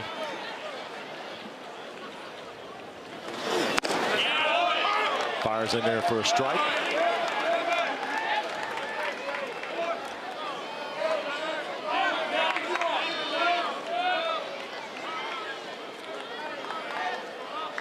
It was 3-1 and change strikeouts to walks during the regular season, as you noted. Not afraid to pound the zone. I mentioned he topped out at 94. That previous pitch was 95. With the adrenaline working for a hit here. Kepley reached on Aaron to third, grounded to third to start the ball game. 0-2 now.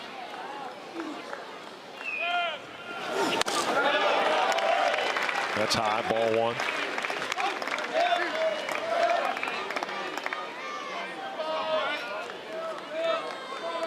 Kane Kepley, transfer from Liberty.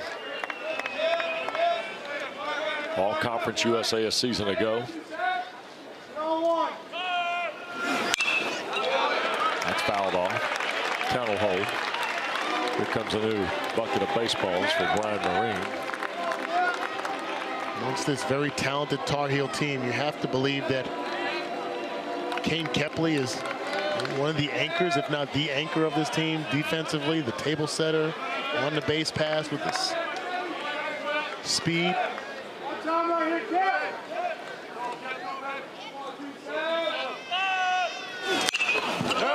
Chase that one.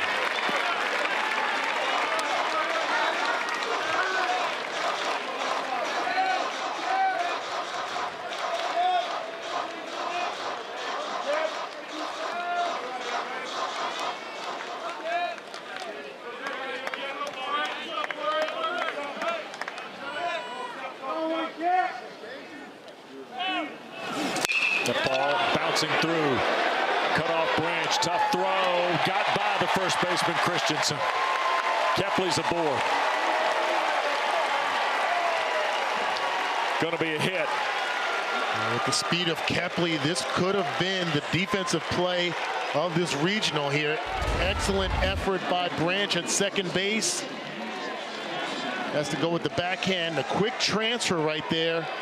Oh, it went off the glove. I thought initially it may have been a one-hopper, but it actually went off the glove of Christensen. They would have gotten Kepley at first base. Yep. Missed opportunity, and there you see it on the face of hit. So a strikeout and a single. One out, and Vanderbrake. That's a strike just below the letters to Jackson Vanderbrake. Vanderbrake, one of the team captains, two-time captain. Leader of this team. And throw it back over.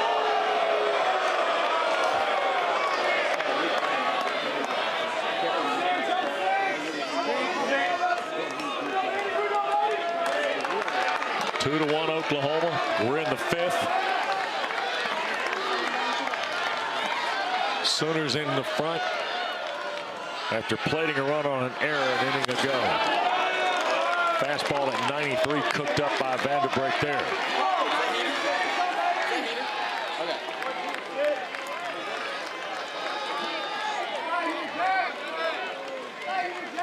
Each team's gotten into their bullpen tonight.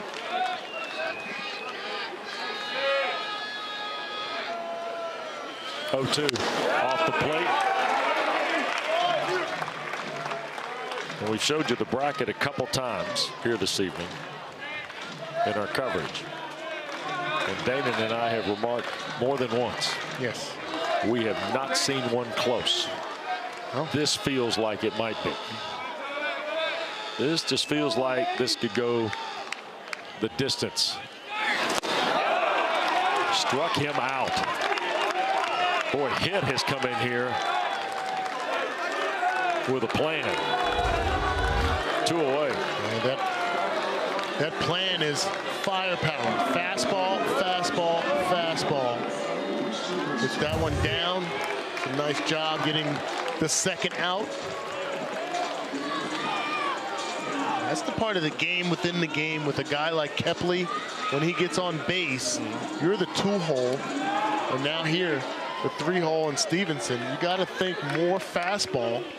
Because obviously the pitcher's trying to put himself and the catcher in a position to chop down the runner. There's another fastball at 93 miles an hour. How the run game affects the pitching. This is where you see it. Luke Stevenson's looking for his first hit in the regional. You see 1 hit in his last 21 appearances, including 7 strikeouts.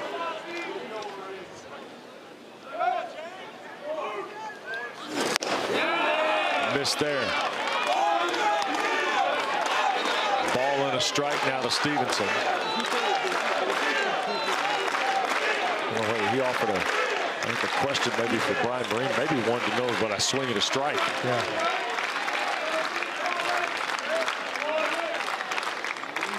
One runner at first.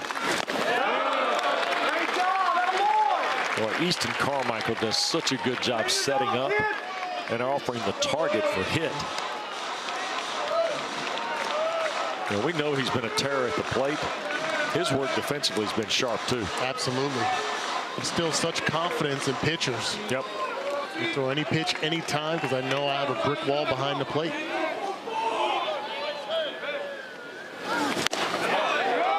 Three and one.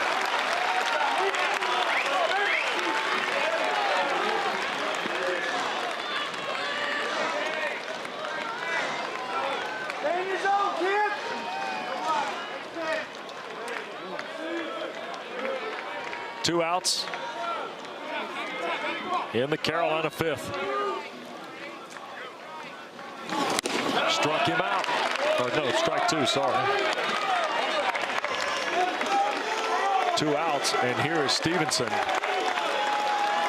We're coming to a head here, aren't we? Yes, we are. Speedy. This guy's been frustrated at the plate. Hit's trying to keep him off balance. Kepley at first base, going to be on the move. Offered, did he go? Did not. Ball 4. Oklahoma was halfway to the dugout. Yeah. I think that was Carmichael trying to steal one there. That pitch was off the plate. Well, he may have gotten the swing. I think both umpires got that right. Let's see the side swing here. Yep, he definitely held back. I thought the bigger question was whether that was a strike in location, but it was off the plate. It's a great eye by Stevenson. What do you show there, Dana, when you know you're not swinging it well, and yet you draw a walk, huh? Yeah. Carolina 0 for 2 today with runners in scoring position. Kepley's at second. Stevenson at first. And a ball to Gallagher, who's accounted for the only run. They were 7 of 16 last night against Oklahoma with runners in scoring position. 11 for 26 coming into the ball game tonight. And Carmichael, I think, was trying to get the gear set. Be careful here with Gallagher. How hot he's been in this regional, the power that he's displayed. 1-0. Held up again. You see last night's numbers with runners on and in scoring position and what's happened tonight.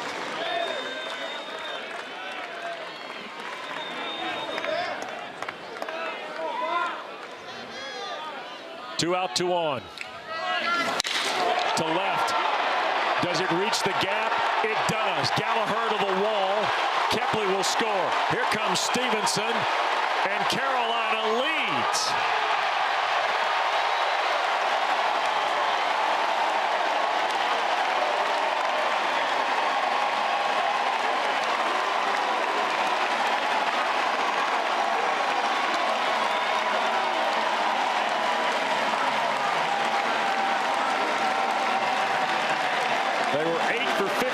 had 2 outs last night.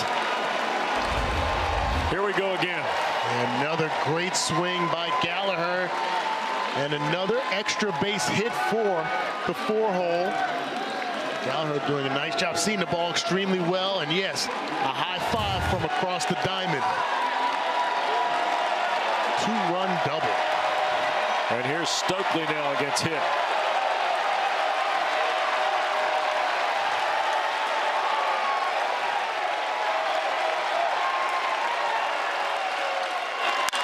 On the ground, Willis will scoop. Throw on to first, and that takes care of the Tar Heels. But the damage is done. Gavin Gallagher, part of a 2-run, 2-hit inning. Carolina in front 3-2. When we come back, Scott Forbes joins us.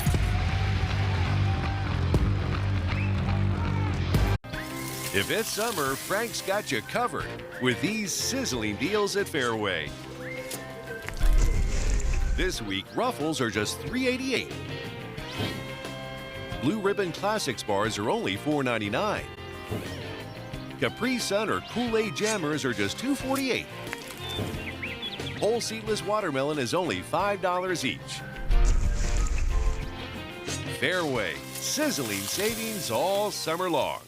Testing, 1, 2, 3. We're live from Chick-fil-A. This is Grant. And this is Laura. And a little thing we love about the Chick-fil-A Smokehouse Barbecue Bacon Sandwich is that sweet bun. And that chicken filet was perfectly crispy and soft at the same time. And that Smokehouse Barbecue sauce, it's a lot of fun. And the brown sugar bacon definitely had a little bit more pizzazz. Also, the Mac, one of the all-time greats. It's hard to believe how much goodness you can get in one bite. Man, I'm getting hungry.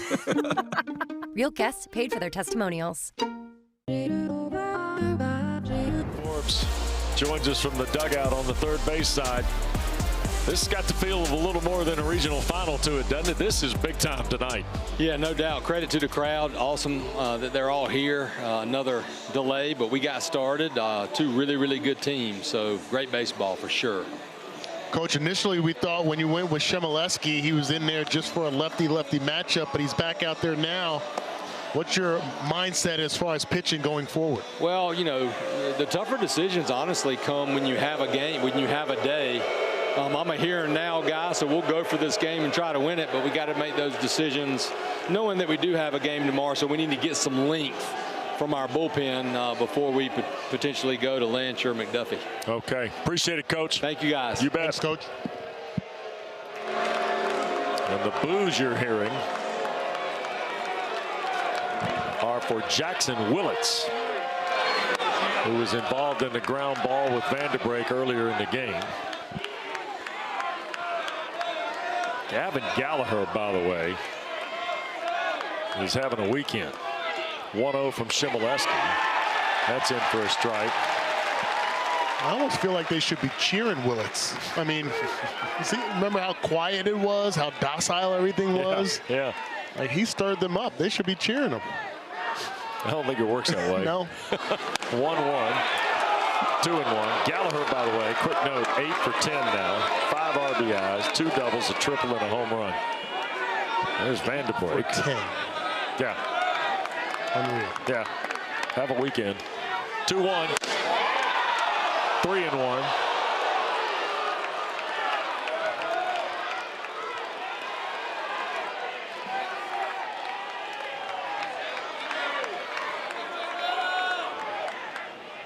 The pitch.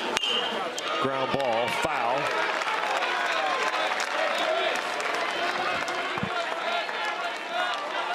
Jackson Willits.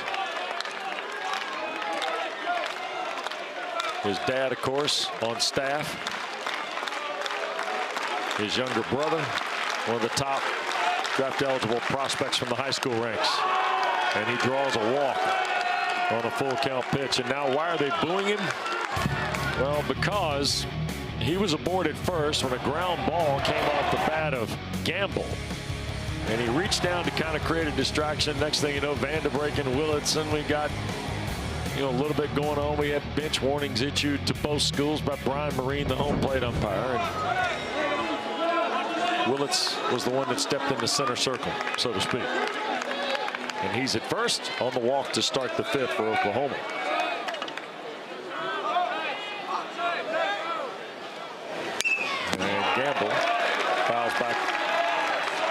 The first pitch from Chmielewski.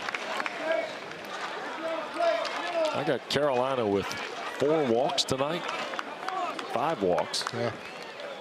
Which is pretty close to the number they had in the first 2 games. That's true. There's a fastball. First 2 games they had 5. They have 5 tonight.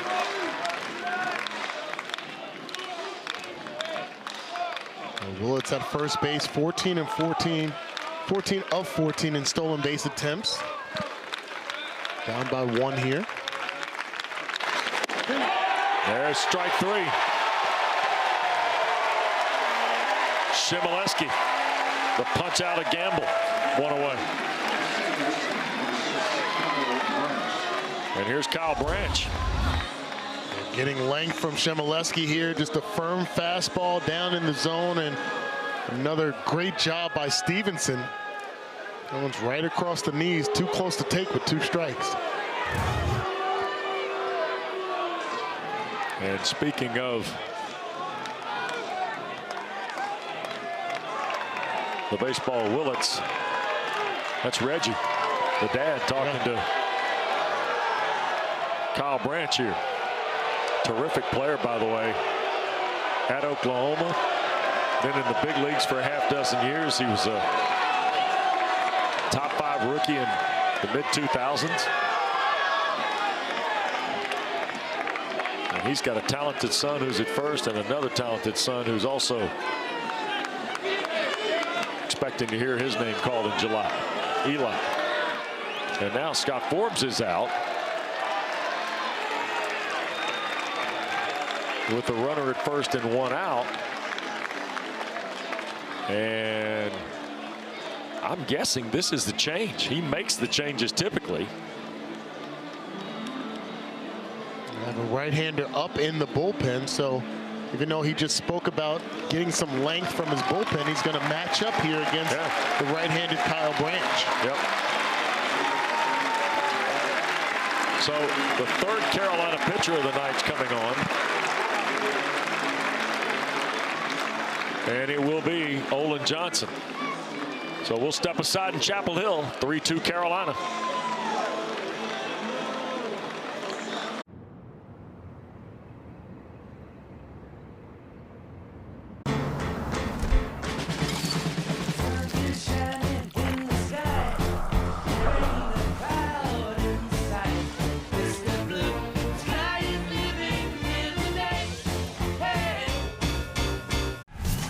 Your brain with Allegra versus some allergy medications during rush hour. Some allergy medications can make you drowsy. But Allegra is different. Traffic jam? We got this. Woo! We're nailing it. Yeah, come on. Like a boss. Right on time. Allegra is fast 24-hour allergy relief with 0% brain interference, so you can use it even when you're driving. It's a no-brainer. Fire it up. The all-new Dragon Flame Grilled Whopper is here at BK. Bold, juicy, flame grilled, and ready for adventure. Experience a new kind of flame at Burger King. How to Train Your Dragon, coming to theaters June. College baseball nationally, and of course here in Chapel Hill, one of the 16 regional sites. North Carolina is the overall number 5 seed nationally, and here's the way the first 2 days have played out, if you will. Tar Heels and Sooners won on Friday. And then an elimination game on Saturday morning, Saturday afternoon. Nebraska eliminated Holy Cross. And last night, Carolina beat Oklahoma 11-5. Sooners came right back today at noon and put 17 on the board against Nebraska. Will Bolt's team's headed home. And Oklahoma, Carolina playing tonight. And if Carolina wins, they're headed to the Supers. If they lose, it's winner take all tomorrow here in Chapel Hill. And the 3rd Tar Heel pitcher of the night is the sophomore right-hander from Bellingham, Washington. This is Olin Johnson. Yeah, we got a chance to see Olin Johnson one time already in this regional. You see his numbers: 20 strikeouts and 29 2/3 innings, 91-94 with elite fastball metrics. Got some riding life in the zone as well. And Kyle Branch will see the right-hander Johnson. Branch walked and scored. The go-ahead run. an inning ago. And you see Branch is .296 against right-handers, .270 against left-handers. Well, it's very interesting. A few guys that have the backward splits. Usually you see your right-hander better against. There's the throw down. The tag is applied, and he's out. Willits is tagged out trying to steal. Johnson altered his throw, but nonetheless got it to Stevenson. I'm not sure how that worked out for Carolina, but it did. Yeah, this is an amazing play. Props to Stevenson behind the plate. He actually short hops this pitch out. Throws an absolute strike down to second base. This looked like it was a run and hit situation, and an excellent tag applied by Jackson Vanderbreak there. And Willits is thrown out for the first time this year. Crossed up. And look at this. Might be a costly throw. No, because you know who stole it again? Kane Kepley in the thick of the night.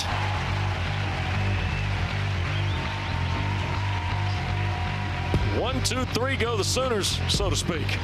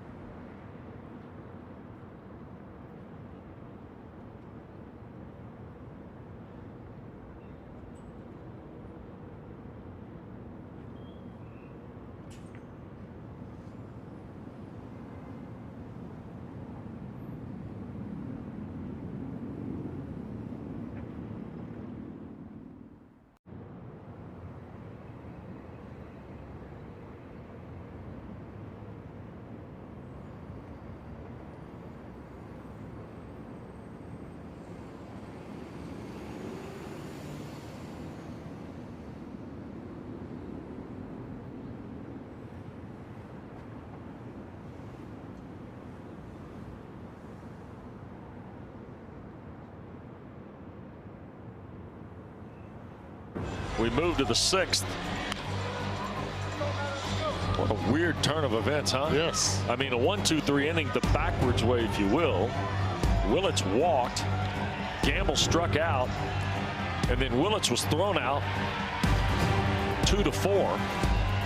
And then a moment right after that, the next pitch, Branch fires one out in the center field, and Kepley robbed him. A lot of action. Middle part of this game. And here's Madera. Some action in the stands too. Yep. Fastball away. James Hitt back out there. He was not happy with the series of events an inning ago.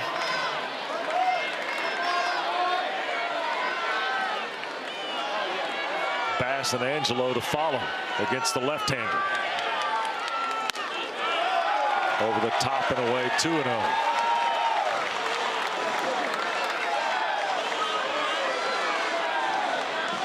Oh for 2's Alex Madera.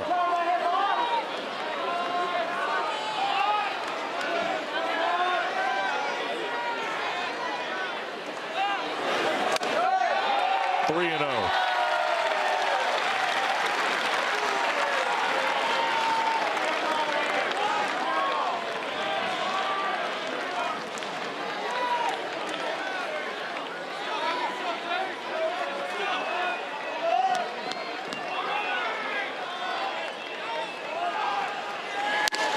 There's the 3-0 strike.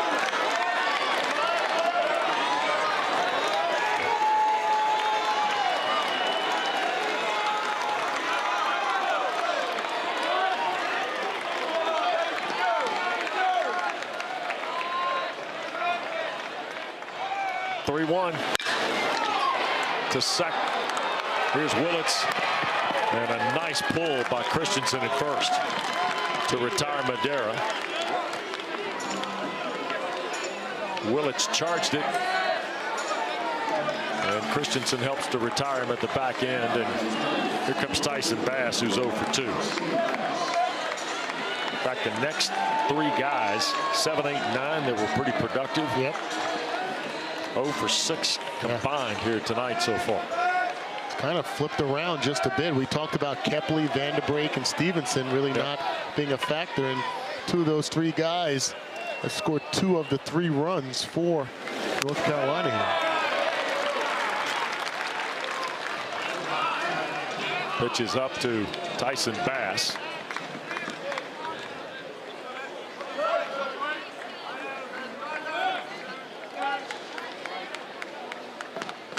Middle infield on the grass here is hit, delivers off the plate, 2-0.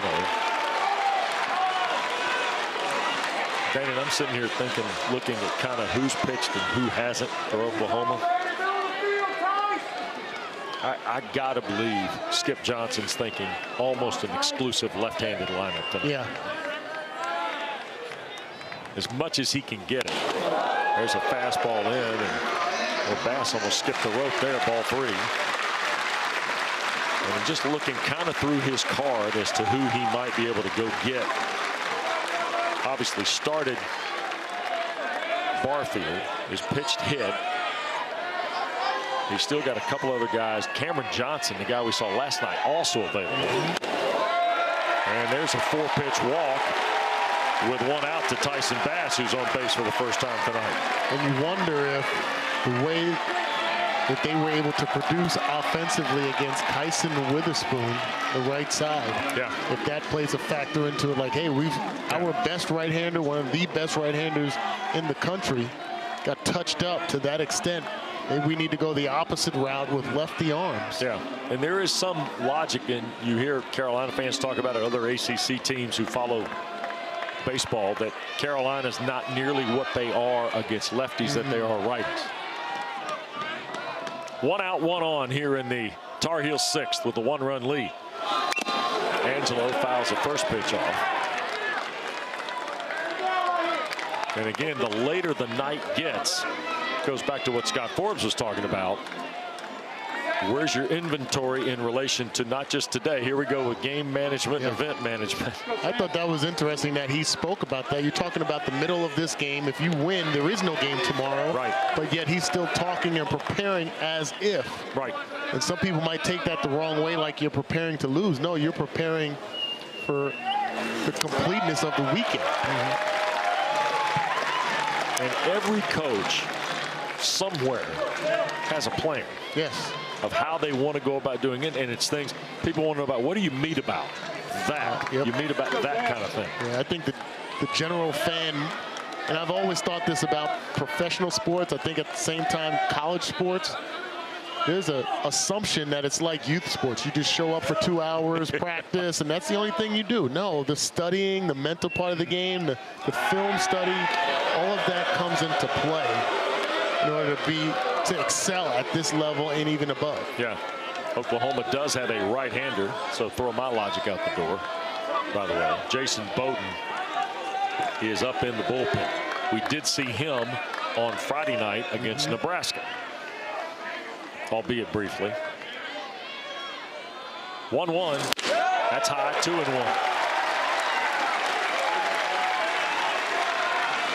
Oh, look who's here tonight. Oh, Roy. Fixture at the game. Yes. Got the hat on. Must have scored with the hat on. You heard us talking about it. Yep. He had the hat on. That means we scored then, because I think I know a little bit about that guy in terms of what he's thinking. If something happens with the hat on, I bet the hat stays on. I got to meet him on multiple occasions when he was at KU. I got a story for you about him, by the way. Yeah. Good looking shirt, too. Might be helping him on a seat, somebody. That ball rolled back to the mound. Nice play by Hitt. He's going to throw to get the force at second, and they get the double dip. Nicely done. 1-6-3 by the Sooners. And a double play retires Carolina. Still 3-2 North Carolina, but look at the fielding here. Smartly handled by Hitt. Huh? Yes, kept his balance, got it done.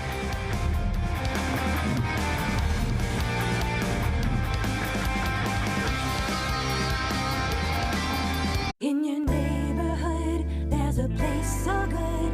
It's so nice to be at a store meant for me. All natural chicken hindquarters are just 99 cents a pound. Deli shaved ham is only $4.98 a pound. Capri Sun or Kool-Aid Jammers are just $2.48. Sara Lee buttered bread is 2 for only $5. Welcome to Fairway, your Fairway family. Fire it up. The all-new Dragon Flame Grilled Whopper is here at BK. Bold, juicy, flame grilled, and ready for adventure. Experience a new kind of flame at Burger King. How to Train Your Dragon, coming to theaters June 13th.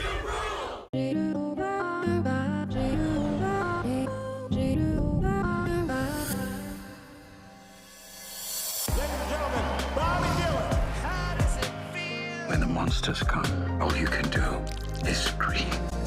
You were the last person to see the president alive. Did you kill him? They will never see us coming. Better? Yes, better.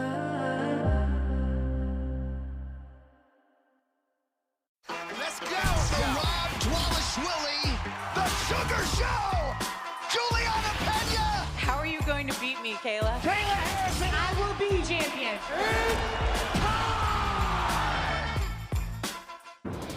3-2 North Carolina. We go to the bottom of the 6th. Oklahoma, the home team tonight in this regional final. And Olin Johnson back on the bump. There's old Roy going through. Hey, here's the story. All right. You know, they have the pitch-com devices, right? And there's an audio portion to that. Okay. You familiar with that? I was not. Okay. There's a pitch-com and, you know, the earpieces, catchers, stuff like that. And you just hit the number and it tells you what to do, right? Well, you know whose voice is Carolina's pitch-com? Roy Williams. Really? That is awesome. Is that not great? That little known, big baseball guy. I mean, this is no show. Big baseball guy. Loves the game. Sees a lot of games. A lot more now than when he was coaching. Loves the game. And he's the pitch-com guy. That's in the gap off the bat of Harris. And Oklahoma is getting Desan Harris his best effort this weekend. He's been terrific. And that's a leadoff gap shot off the bat of the right fielder. Talk about the little things that don't show up in the book. Watch Kepley go after this line drive. With the speed of Desan Harris, this would normally be a double for any other center fielder. Gets it in, he actually surprises Vanderbeek with the strong throw from left center field. Holds him to just the single. Well, tying run at first, go ahead run at the plate. And here's Dickerson, who did hit the home run Friday night against Nebraska.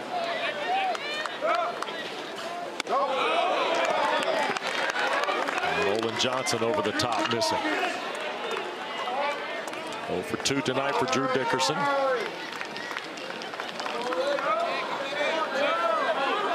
.299 now on the year. That ball is golfed. High fly ball, left center field. Has that got enough to get out? It does, and the Sooners are in front. Second home run of the regional for Drew Dickerson.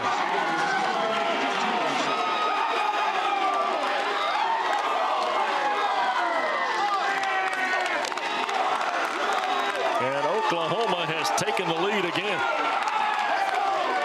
The pride of Lee Summit, Missouri, coming through again, has seen a healthy dose of breaking balls in this game. That one hangs over the plate, and look at this swing.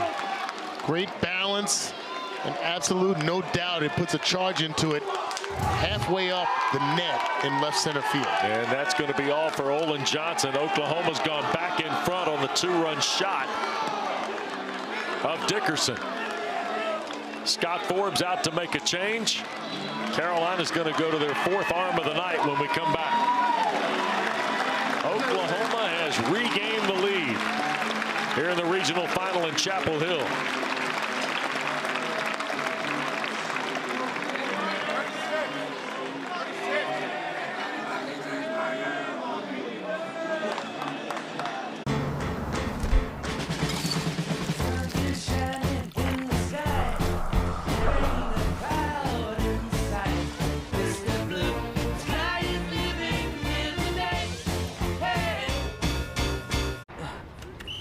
Jeff, you good? Yeah, 1 sec. Listen up. Jeff has a sore back, and it's the Rec League semifinal. Let's get our man back in the game. We got the ice, and we got the hot.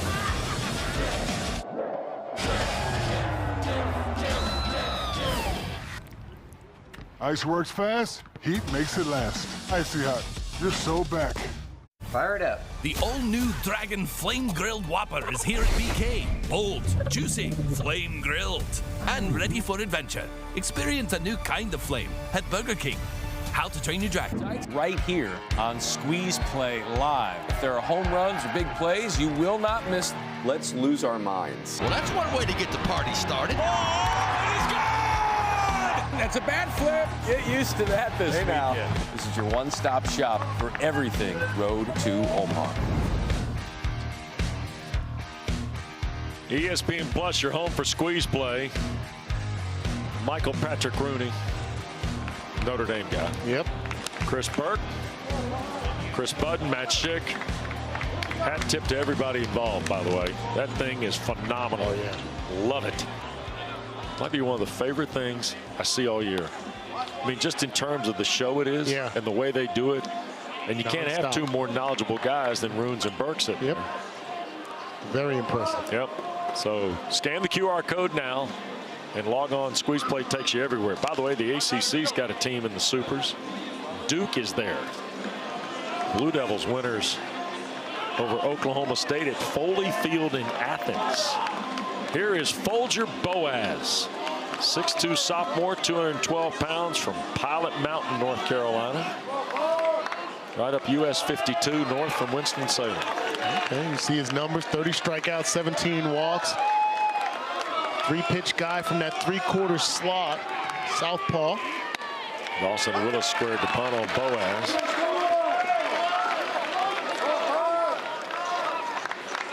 Carolina's got more activity in the pen. Boaz has really done a nice job working on his changeup this season. He has come to form as of late.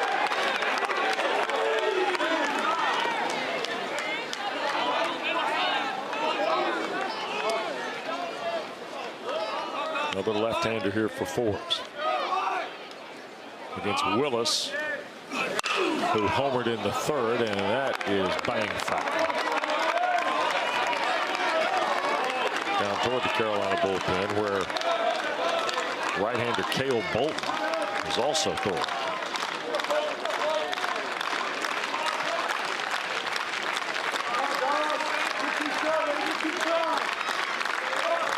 One-two it is to Willis with nobody out.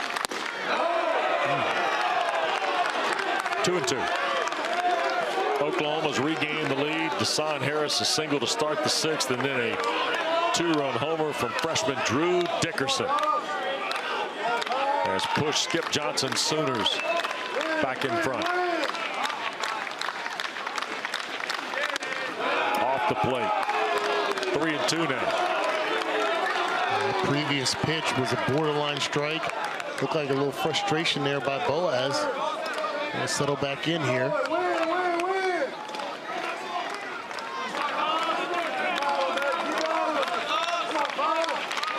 Willis waits. Fouled it off. Stays alive at 3-2. Have to be careful against Dawson Willis.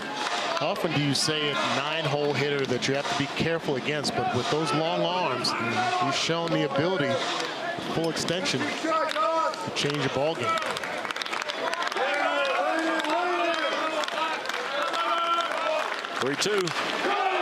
Foul back.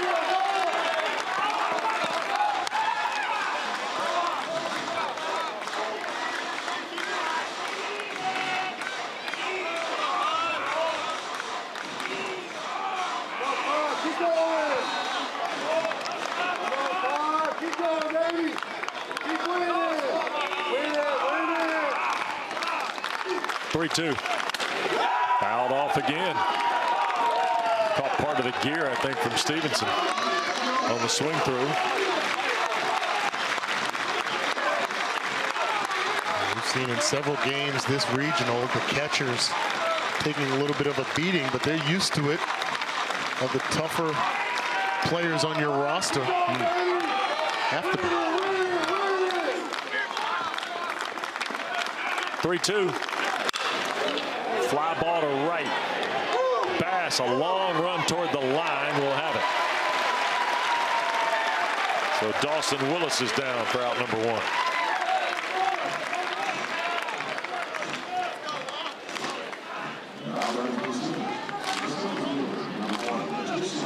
We got a couple of ACC, SEC regionals in progress tonight. Tennessee, Wake Forest, Deacons advanced from the elimination game today. Mississippi State and Florida State tonight. Also ACC, SEC. That's what you expect. 2 best college baseball conferences in the country. A lot of representation from each of those conferences. Yep. 0-1 with 1 out. Jason Walk's been tough this weekend too. Everywhere. That's low. 1 ball, 1 strike. Harrison High School, Ackworth, Georgia, where they factory press leadoff guys. Both of the Pattersons who played in the bigs played at Harrison High. That's in for a strike. 1 and 2. It's also pretty good football too. Justin Fields went there.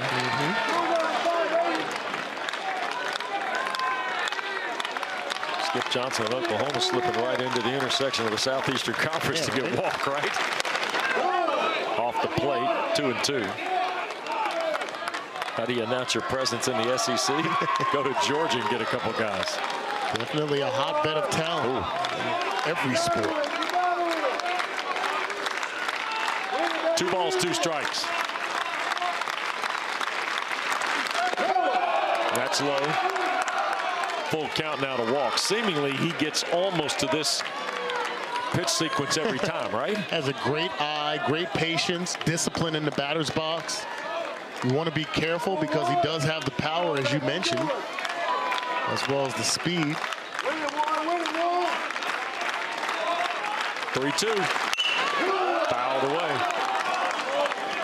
8 home runs, 36 RBIs for Walk.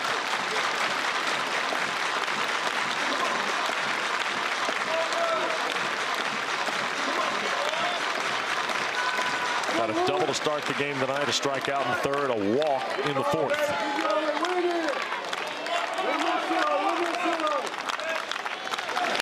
Ground ball. Vanderbrake, the high hop. Strong throw, gets it. 2 away.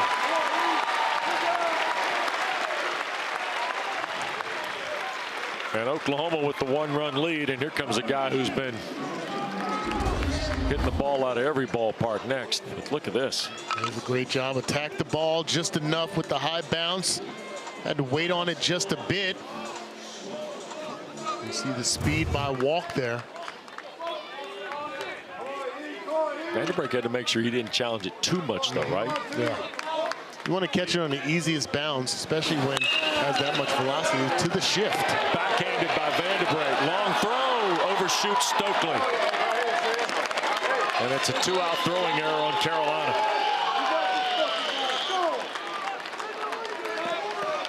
Carmichael hit it right into the shift, by the way. Yeah. Perfectly played. Vanderbrake is right there. Has a little bit of time there, and you can see drops that elbow. Ball sails just a bit, even with the size of Stokely at first base. Can't bring it down. Second error of the night on Carolina. First one cost them a run. And here's Christensen now.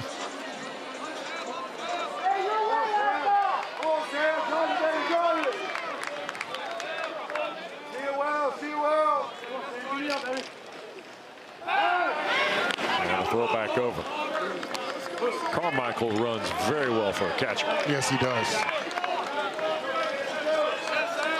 14 of 19 in stolen base attempts on the season. And now Christensen.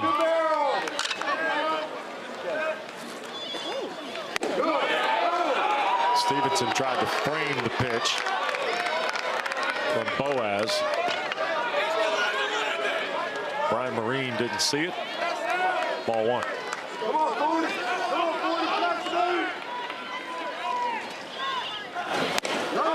There's a fastball at 92 for a strike. Aren't you amazed at how many umpires up the first and third base line? Lots. We can't even see some of these strikes, and we're behind the plate. Yep. Dozens. Yeah, eagle eyes. 1-1. Pops the mitt there. There's that slider from Boaz. Tight spin.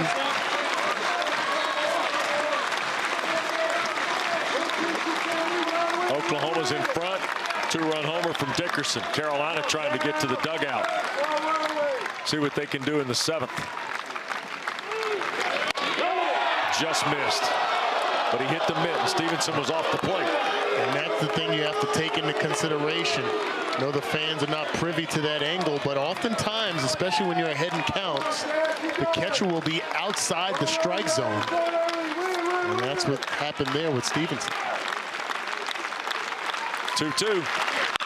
On the ground, back to the mound. Look at Boaz without the mitt. Everybody's going to be safe.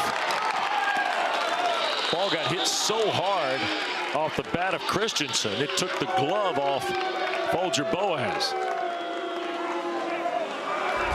So now first and second, two down, and Jackson Willits gets a bat. Another breaking ball and a great swing by Christensen there. And as you mentioned, you can see right there, right off the heel of the glove. Seems like it was coming off anyway, and no chance to keep it around him and get a play at first or second.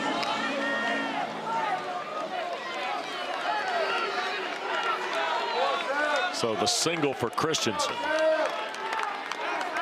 Carmichael goes to second, and here's Willits. 1 for 2. Caught stealing in the fifth. Ball one. Willits a fan favorite here from earlier.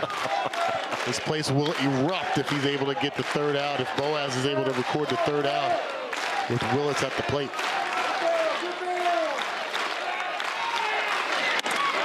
Fastball on the inner half. 2-0.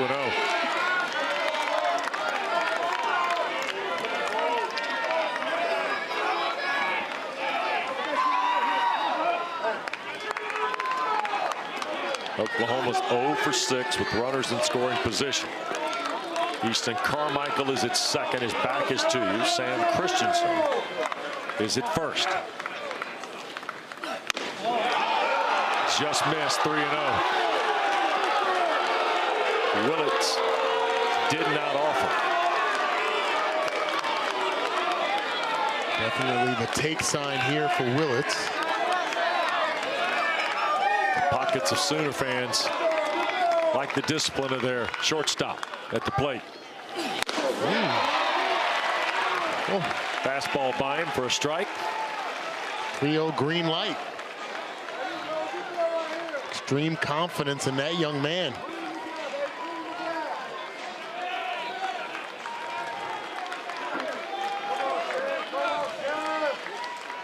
Boaz, fly ball to right, and it is slicing away foul by about 6 feet into foul territory.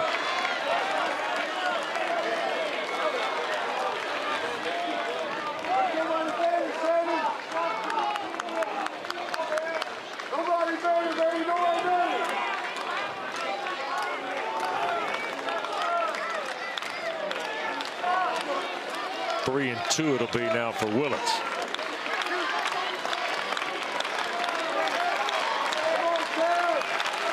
Runners are moving on the pitch.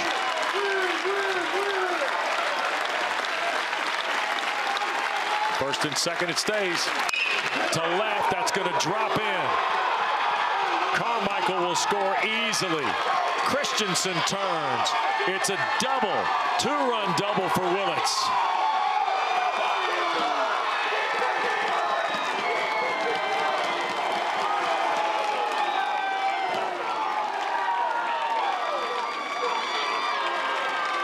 Oklahoma pushes the lead to 6-3.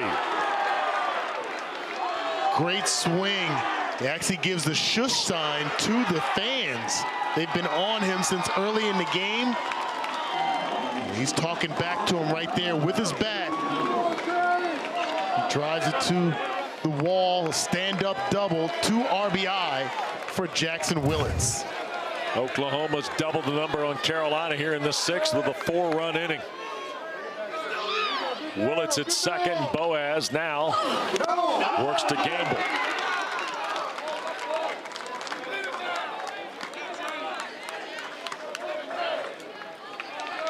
Oklahoma in 2 ball games today, 12 extra base hits, 7 doubles, a triple, and 4 home runs. 1-0, fastball strike.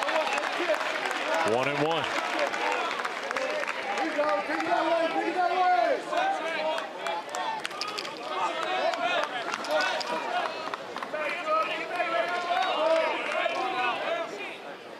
Two outs in the 6th.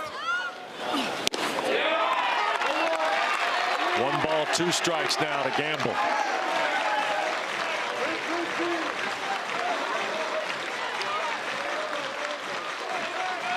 Oh for 3 tonight is the Sooner left fielder.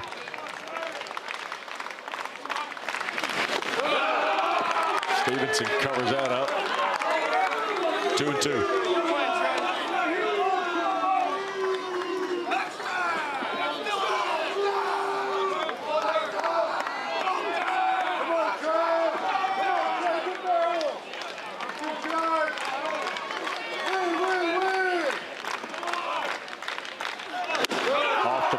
Full.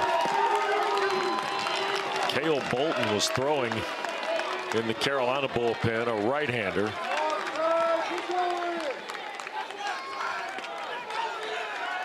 Still activity down there now.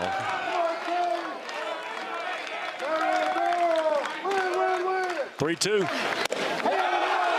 Ball 4. Full count walk to Gamble. 9th man to bat in the inning is going to be Kyle Branch.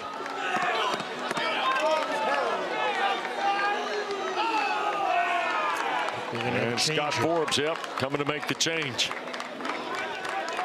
So the Tar Heels are going to go their 5th pitcher of the night here with 2 outs in the Oklahoma 6th, and the Sooners have put 4 on the board.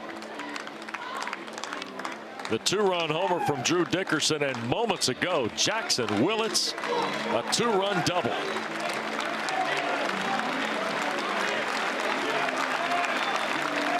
It's 3 lead for Oklahoma. Tar Heels make a change back after this. In your neighborhood, there's a place so good. It's so nice to be at a store meant for me. 80% lean ground beef is just $4.88 a pound. Athena melons are only 99 cents a pound. Lay's kettle cooked chips or rolled gold pretzels are just $2.88. Tyson chicken is only $6.98. Welcome to Fairway, your Fairway family. Your brain with Allegra versus some allergy medications during rush hour. Some allergy medications can make you drowsy. But Allegra is different. Traffic jam? We got this. Woo! We're nailing it. Yeah, come on. Like a boss. Right on time. Allegra is fast 24-hour allergy relief with 0% brain interference, so you can use it even when you're driving. It's a no-brainer. Fire it up. The all-new Dragon Flame Grilled Whopper is here at BK. Bold. Chapel Hill Regional, the nation's 5th seed. North Carolina, top seed here.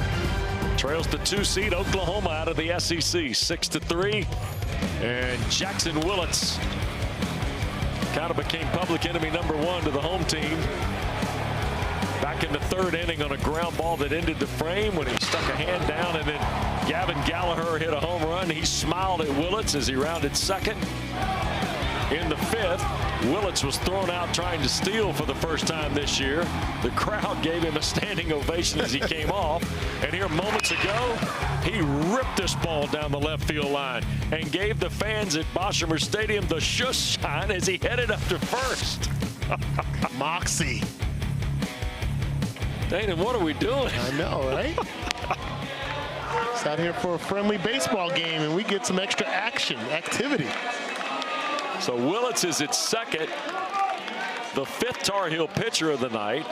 Here's right-hander Cameron Seagraves from Ellerby, North Carolina. Scott Forbes talked about a little bit of everybody having who can we get length from. So Seagraves, the next customer, 18th appearance. He's got 23 1/3 under his belt. 34 strikeouts, 22 walks. Another guy that comes from that 3/4 slot, fastball slider mainly. Fastball can get up to 98 miles an hour, so a freshman with a power arm here. 9th batter of the inning is Kyle Branch. And Seagraves reaches back for strike one.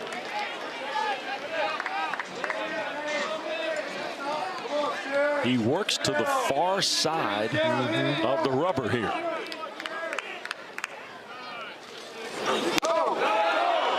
Third base side, which makes it a little bit tougher on right-handed batters. You think about it from a stride standpoint, where his release point is, could be behind the batter to some respect. Here's the 1-1.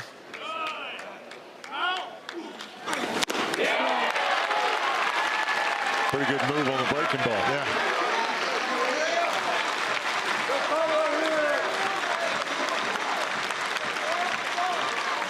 Scouting report says he has elite metrics, I should say.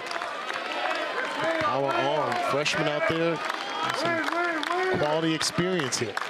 The 1-2. Low, 2-2. First and second. Gambles at first on the walk. Willits still at second after the 2-run double that extended Oklahoma's lead.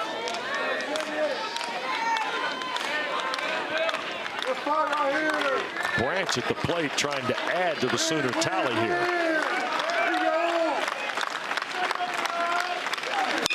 That ball lifted towards shallow center, and Kepley can't get there. Willits will score. They'll throw to third. The ball hit the back of Gamble. He'll turn, throw at the plate. Stevenson puts the tag on him. He's out. But the Sooners add another. Willits scores to make it 7-3.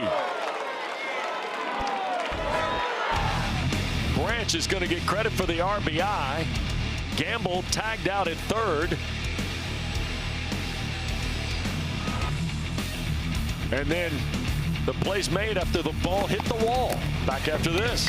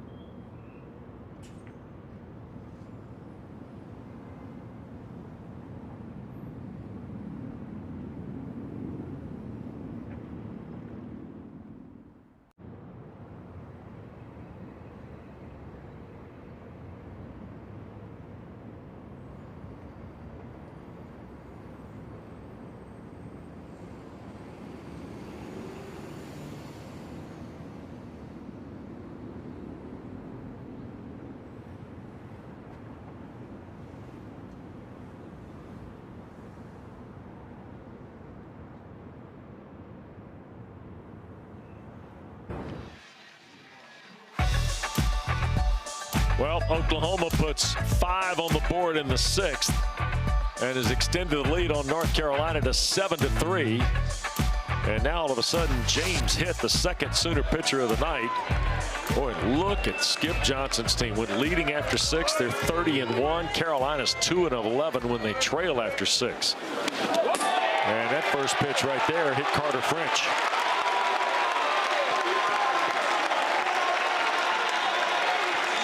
So now Carolina's got the leadoff guy aboard, hit by a pitch. And here's Kepley, and with the Lion King walk-up music, here come the animals again for you, Dana. And outside of the solo home run hit by Gallagher in the 4th inning, that is the first time they've had the leadoff batter on for Tar Heels. So trying to get something going. Mufasa. Yeah, a lot of them. Simba's all over the place. My favorite is how it's morphed into just holding up something. Yeah. They're holding up beverages. Saw a guy Friday night hold up a beverage. Yes.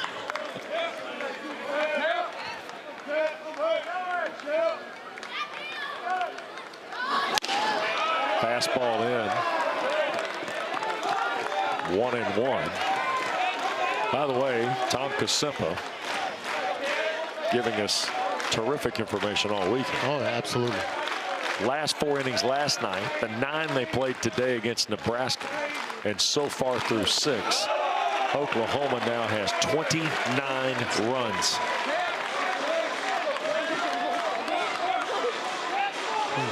You hate to say that there was a turning point. Look here, Skip Johnson's coming out. And he does all the things pitching-wise for Oklahoma. He's walking with some purpose out there as well. Yeah, he is. So while he talks to Hitt, and we don't want to impose on the conversation, remind you quickly about the NCAA.com. That's your home for all 90 NCAA national championships that are staged. All the information, schedules, ticket availability, and more. Don't forget, in the case of this event, it leads to the College World Series in Omaha. Starts on Friday, June 13th at 2 o'clock. You can see it all exclusively on the ESPN family of networks. So the visit is concluded. Jason Bowden is back up in the Oklahoma pit.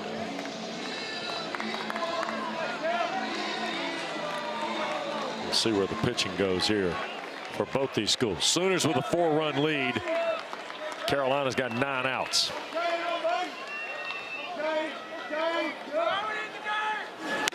Kepley takes all the way. 2-2.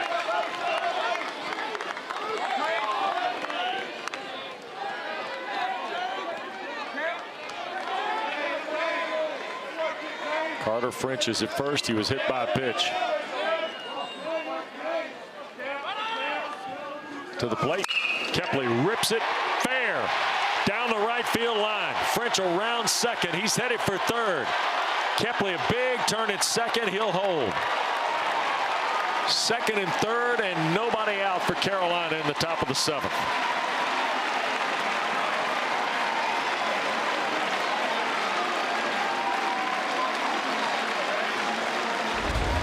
Just an excellent 2-strike swing here by Kepley. Gets his hands inside the ball, pokes it past Christensen at first base, almost collides with Christensen, and there you see French has to hold up to see the line drive through, so easily gets to third base. We got 2 runners in scoring position here.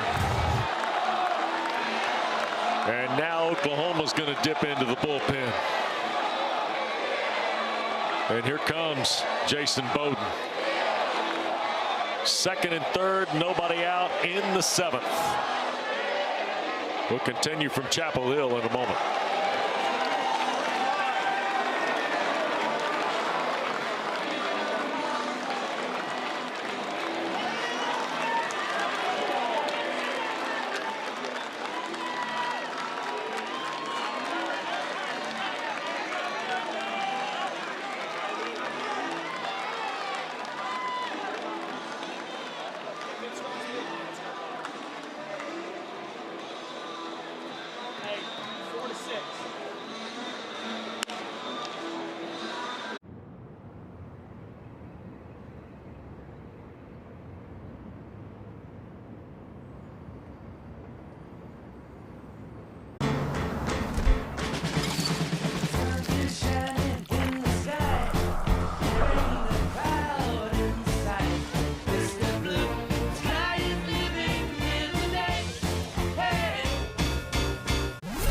kid's brain with Allegra versus some allergy medications in the math quiz.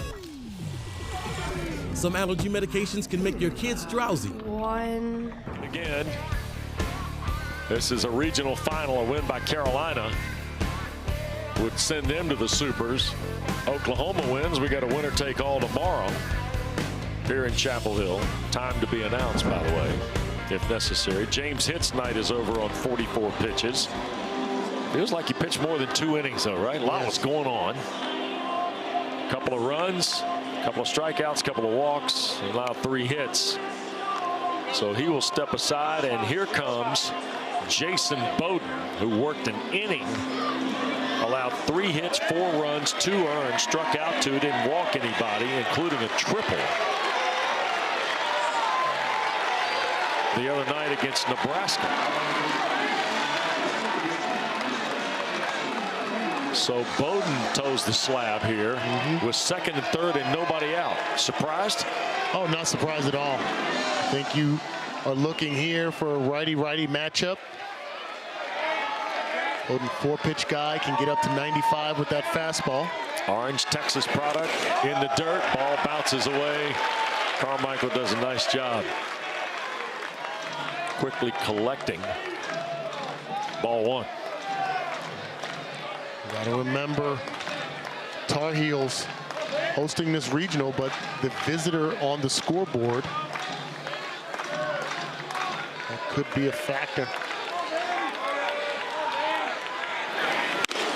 There's a fastball, 94 right on the seam to Vanderbrake. Jackson Vanderbrake is 1 for 3. He singled in the first. Coming into the game, he was 1 for 8. That cut the edge on the outer half. 1 and 2. Nobody out. Runners 2nd and 3rd. Carolina trailing 4, desperately needs to get some production here.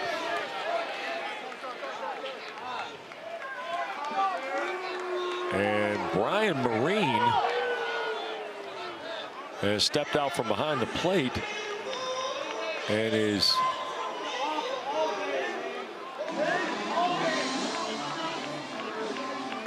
it looked like timeout was called by Vanderbrake there. So he noted it. Vanderbrake swing and a miss. Strikeout registered, and the put out is 2 to 3. So there's 1 away. Well executed pitch, get ahead in the count. Nice job behind the plate by Carmichael. Look the runner back and throw a strike to first base.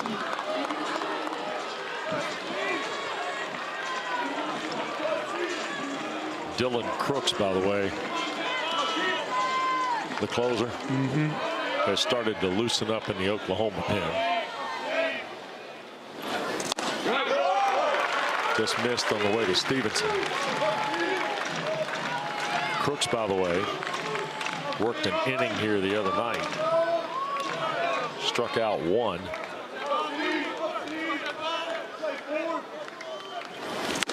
There's a fastball strike to Stevenson. 1 ball, 1 strike. 1 out, 2nd and 3rd for Carolina. French was hit by a pitch and then a double off the bat of Kepler. 2 and 1. We mentioned Stevenson. The year he's had hasn't been the same as this regional. That ball rolled over to second. Branch, he'll throw to first. They concede the run. It's 7 to 4 as French scores.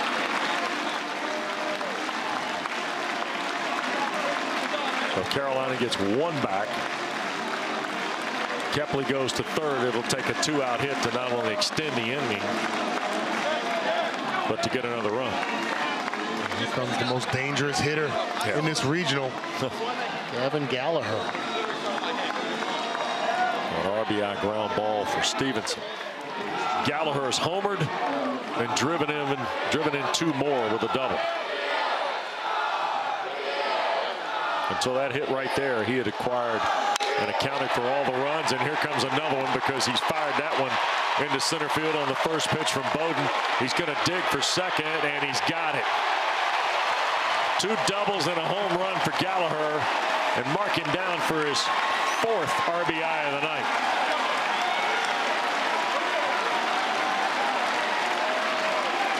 I don't know, Skip Johnson will pitch to him the rest of the night. Yeah, might not be a smart move to do so, but here, just a breaking ball, catching the middle part of the plate, and every swing we've seen from Gallagher has been identical. Just balanced, level, and then busting it out of the batter's box, looking for 2, takes a chance and gets there safely. 9 for 11 is Gallagher, and here's Stokely with 13 homers. Big cut by Hunter Stokely, and the ball popped out of the mid of Easton Carmichael.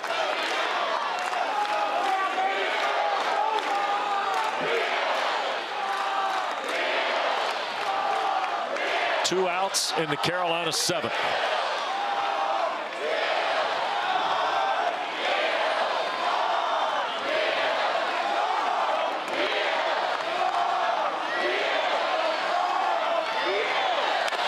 Fouled off. 0-2. Hunter Stokely does not get cheated, Daniel. No, he doesn't. Takes his hats up there. So it's time for that clutch 2-out hit. Tar Heels need to bring it within 1.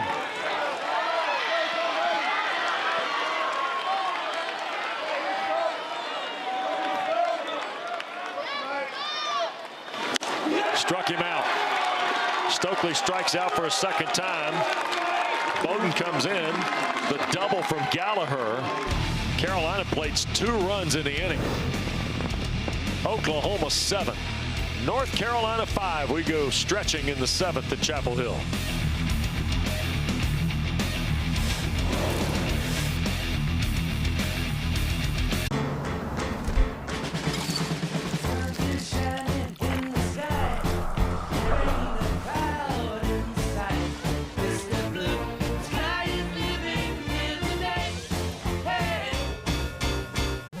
Your kid's brain with Allegra versus some allergy medications in the math quiz. Some allergy medications can make your kids drowsy. 1, 2, 3. But Allegra is different. 7 times 51? No biggie. 357. Ace. Well done. Allegra is fast, non-drowsy allergy relief with 0% brain interference, so your kids can stay sharp at school. It's a no-brainer. The new How to Train Your Dragon menu is now at BK. Get it before it disappears. Oh, toothless. Bold, tasty, and dangerously delicious. How to Train Your Dragon. Coming to theaters June 13th. There is one goal: to get to Omaha. And the heat has been turned all the way up. That's one way to get the party started. Every pitch, every swing, every play matters. Is this the year they reach the promised land?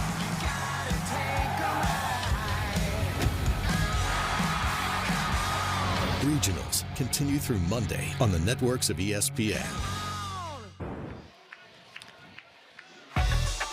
Well, we got a terrific ACC-SEC regional final here in Chapel Hill. Presented tonight by Capital One. Oklahoma 7, North Carolina 5.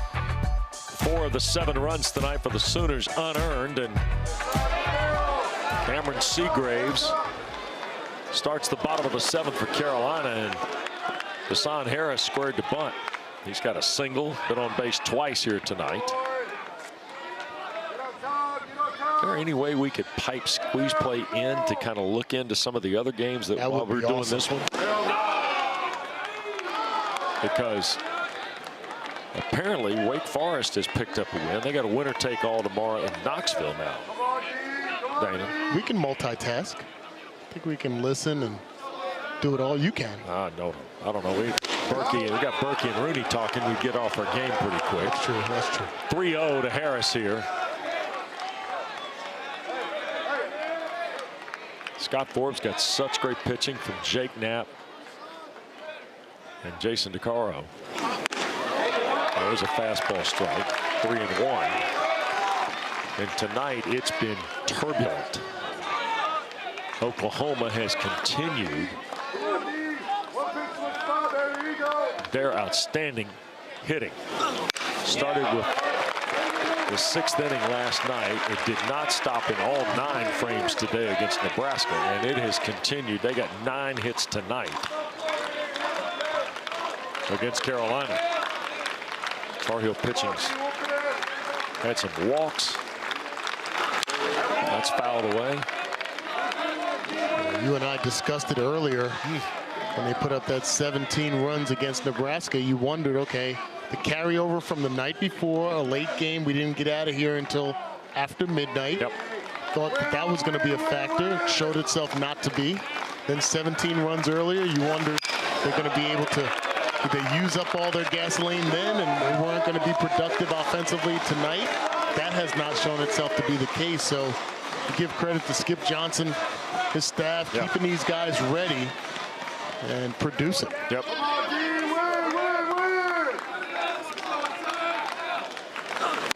Off the plate, and there's a walk for Harris to start the bottom of the 7th. That'll bring Dickerson to the plate. And a quick flashback to an inning ago. The freshman hammered it. Sitting breaking ball. Parks it halfway up the net in left center field. Really impressed by that young man, how he stepped up, moved up in and around the lineup. DH, right fielder. Here's pitch 170 of Carolina's night. Quick throw down to first. Stokely put the tag on. He's safe. Stokely says, we want to check this one out, coach. Brian Marine has already taken the gear off, and we'll get an umpire confab here.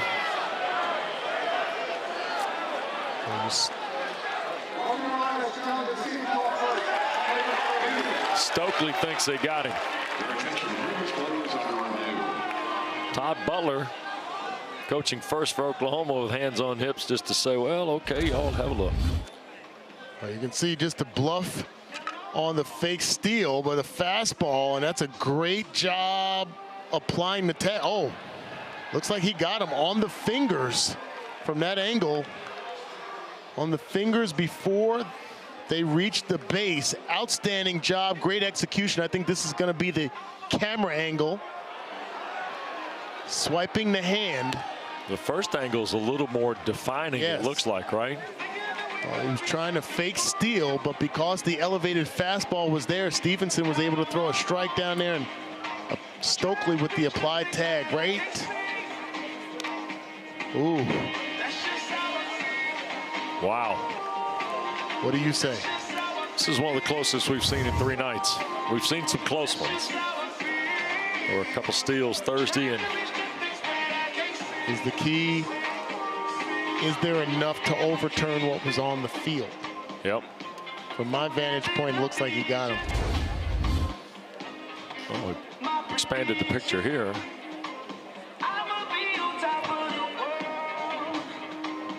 Oh. So, Brian Marine. After review on the stands, runner safe. So the call on the field stands. That was quick, too. Well, it also means there's not enough video to overturn. Listen to the terminology used. Stands, confirmed, overturned is typically what you get.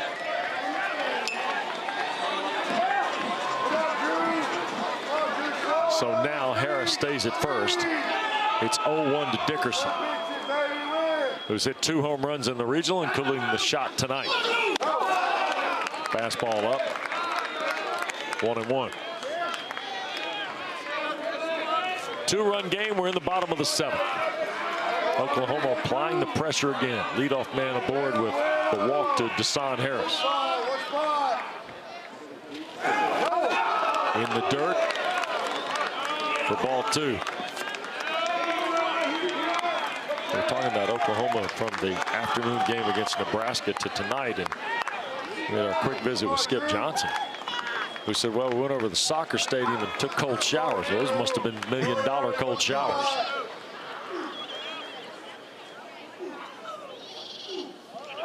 There's another throwback.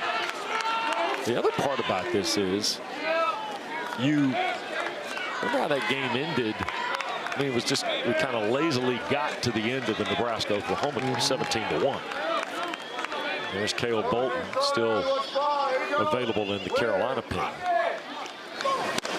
Fastball by Dickerson at 94. It speaks to how well these coaches have prepared their teams for the scenarios they're facing here. Yeah. And having a plan. I mean, I had never heard of, I played both sports at the college level professionally. I'd never heard taking cold showers between games. And well, now he hit him on a 2-2. So Dickerson goes to first. Harris will move to second, and there's nobody out in the seventh.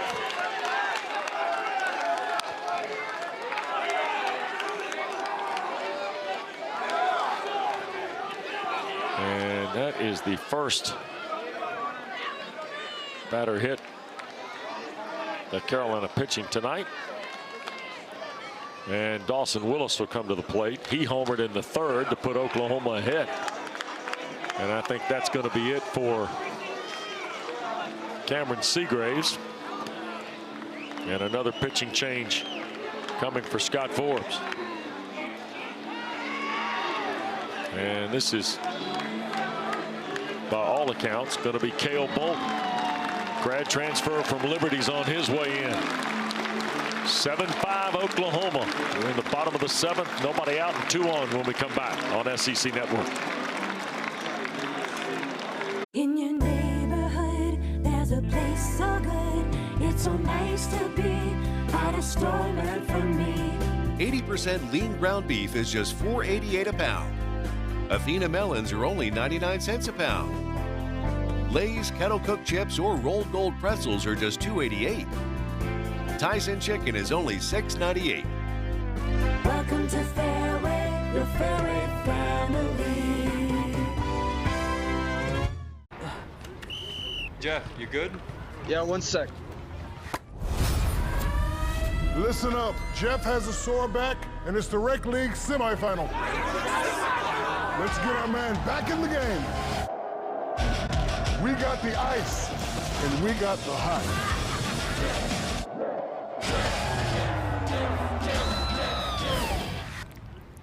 Ice works fast, heat makes it last. Icy Hot, you're so back. The new How to Train Your Dragon menu is now at BK. 6th inning, Carolina had the lead, and Drew Dickerson put Oklahoma in front with a massive 2-run shot, and then Jackson Willits, crowd quieting double, extended that lead, and the beat went on. The Sooners ended up putting 5 on the board in the 6th. North Carolina got a couple back in their half of the 7th, but it's still a 2-run lead. And you see Dickerson and Harris visiting with Coach Willits. Meanwhile, we got guys talking on bananas in the Oklahoma dugout. It's always the pitchers. Yep. Including Barfield on the right, who started the game. He must got a lot to say. And you see what Oklahoma's done the last 22 innings. Sooners have been, to quote Dana Hughes, electric in here. Yeah. My goodness. 36 hits, 29 runs. And here is North Carolina's 6th pitcher of the night. And here's the Liberty transfer from Lewisburg, North Carolina, 6'5" Cale Bolton. 10th appearance on the year. Surprise, surprise. 6'5", big body pitcher for the Tar Heels. 5 strikeouts, 2 walks. First appearance of the regional for Bolton, who worked just 7 innings during the regular season. That ball popped out of the mitt as Willis squared the bunt. And now the pass ball will pushed Dickerson and Harris to second and third, respectively.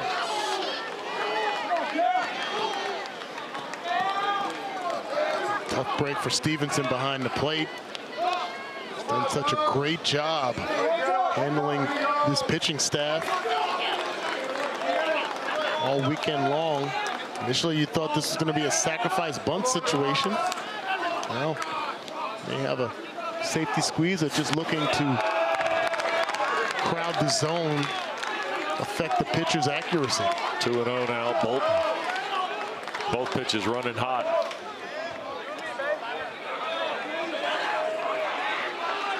Willis 2 for 3. Solo homer in the third, put the Sooners in front.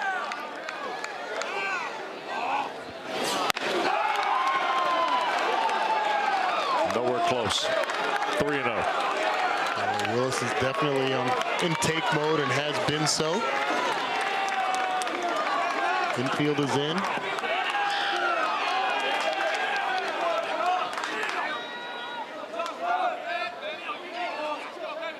Bolton ready. Ball 4, 4-pitch walk.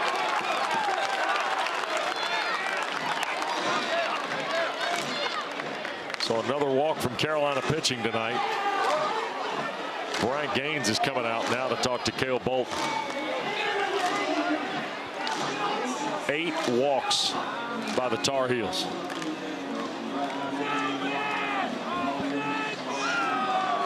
So Bolton has just come on. That's Dylan Weber, a left-hander who has only appeared in a single game this year. I'm sure much of this conversation is just about throwing strikes and relaxing. You got the infield in, only down by 2. Don't want the wound to open up anymore here. I don't know if any of the guys in the Oklahoma dugout will be calling Paul tomorrow, but Paul Feinbaum on tomorrow, 3 to 7 Eastern, 2 to 6 Central. The Paul Feinbaum Show is weekdays right here on the SEC Network and the ESPN app. I'm not sure what kind of roaming charges you have when you're calling on the banana.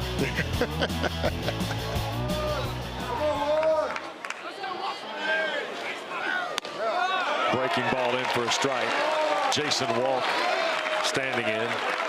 5th time at bat here in the 7th for Walk tonight. Been on base twice. His double started the game. Infield drawn in all the way around with the bases loaded. There's a strike to Walk.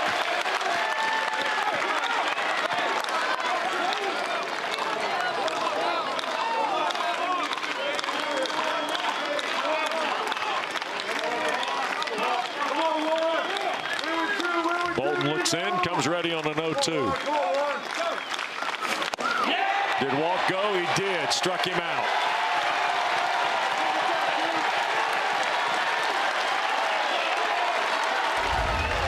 This is excellent bounce back stuff from Bolton there. And you see the check swing definitely offers at that pitch.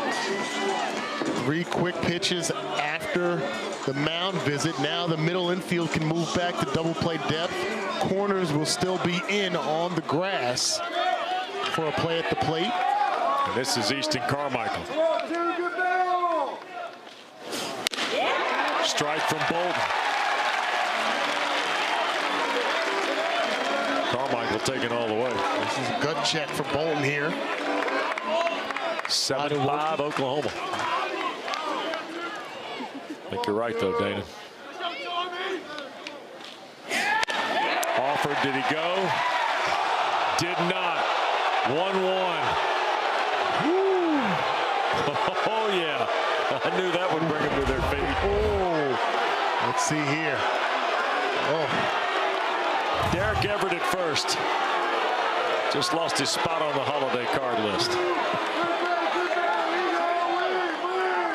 1-1. Strike 2.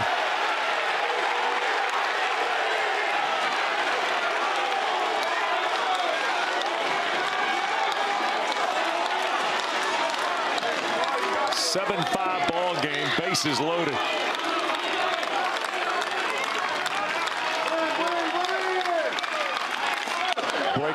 up 2-2. Everyone on the edge of their seats here. It's ready to explode. Bolton can get out of this jam, get a ground ball here, or strike out against the dangerous Carmichael. Christensen would be next for the Sooners. 3-2.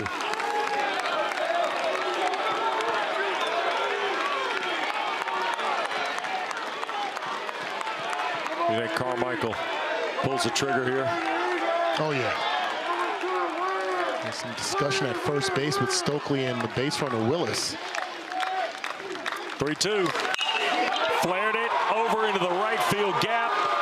2 runs are going to score. Nope, 1. That ball came in quick from Bass. Harris scores to make it 8-5. RBI for Carmichael with 1 out on a single. This is a great job. 2-strike hitting on the breaking ball. Hands inside the ball. Drive it to right field. Exactly how you'd want to teach anyone in a 2-strike situation. 8-5 Oklahoma on the Sooners' 10th hit of the night. And here's Christensen against Bolton. First pitch strike to the Oklahoma first baseman.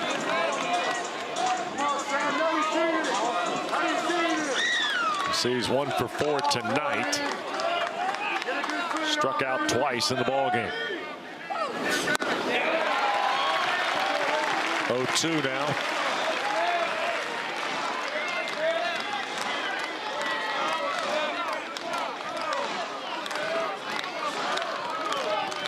Base is still loaded.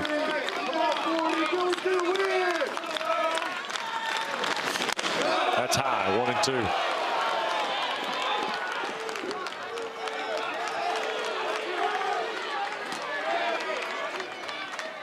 Oklahoma's got their 27th 10-hit game.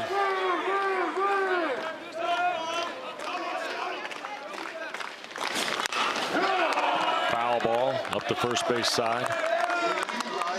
They've got 28 hits today. 51 hits in the regional.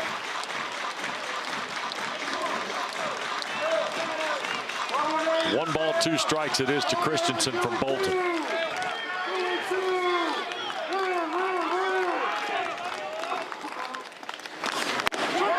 Called strike 3. Christensen not happy.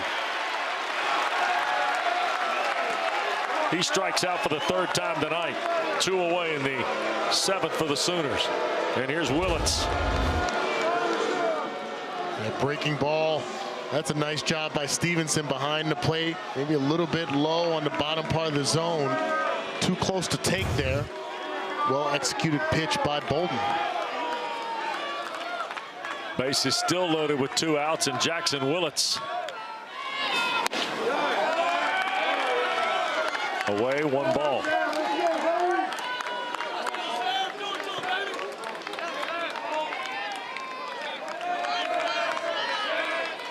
Willits 2 for 3 tonight, driven in 2 runs with the double. An inning ago. That's away. Cale Bolton seems to know almost when the ball leaves his hand if it's going to be good or not. Yeah. Gonna be in attack mode here.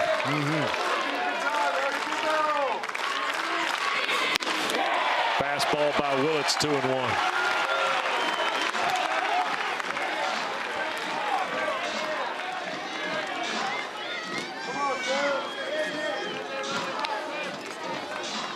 Willits is clearly one of these guys. If he's on your team, you love him. Yes. If he's not, there's no chance. He's a good ball player, and that's fouled away, 2-2.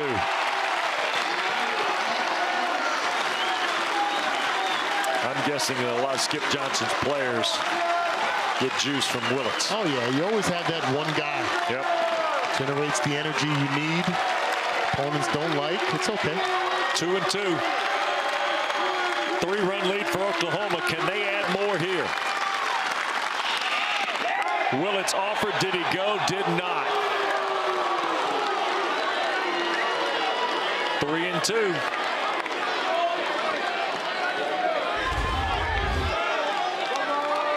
He held up there. Definitely more clear than what we saw from Carmichael.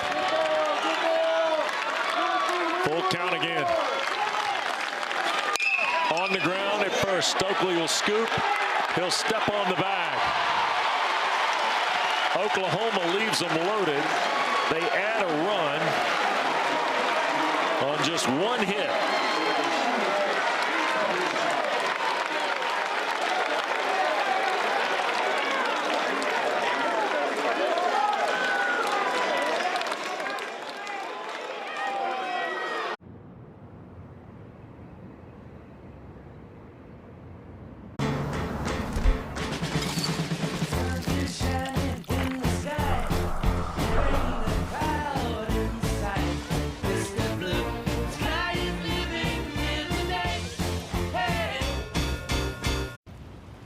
Where are all the animals, Dad? Don't know, kiddo.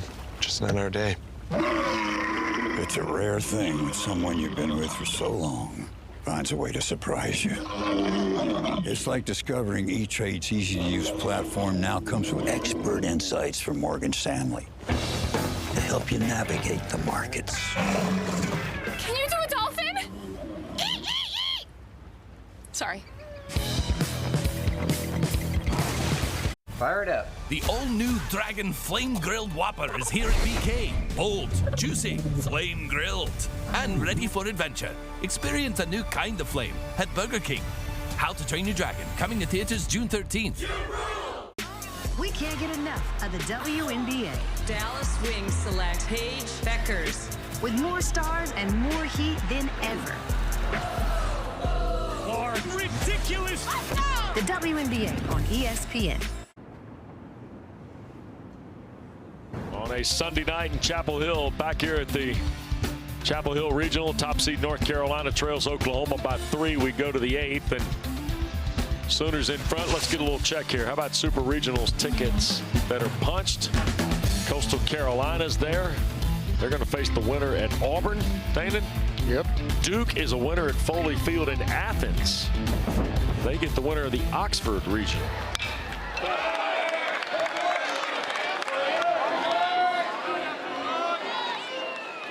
And Florida State eliminated Mississippi State tonight. They'll get the winner of the Corvallis Regional.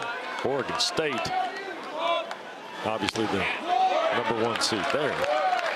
And at last report, I think they put about 3 touchdowns on St. Mary's. I will double check it for you here, sir. 20-3 was the final. I'm sorry, they missed that point. Couple touchdowns and a couple field goals.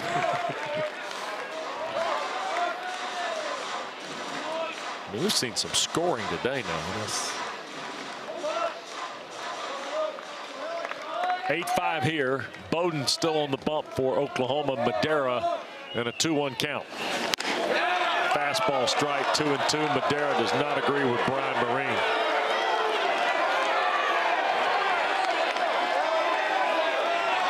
And when something like that happens, you probably better pull the trigger if it's close.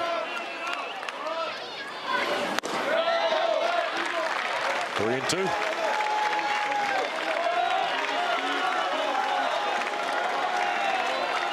Bowden's got a live arm.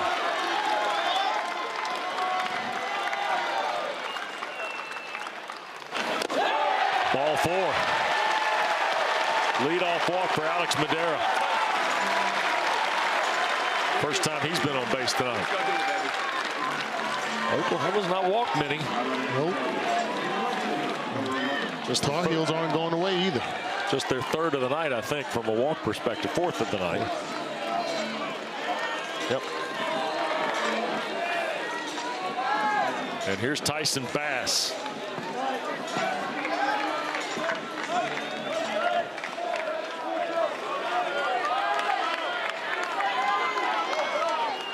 Dylan Crooks has been warming in the Oklahoma pen.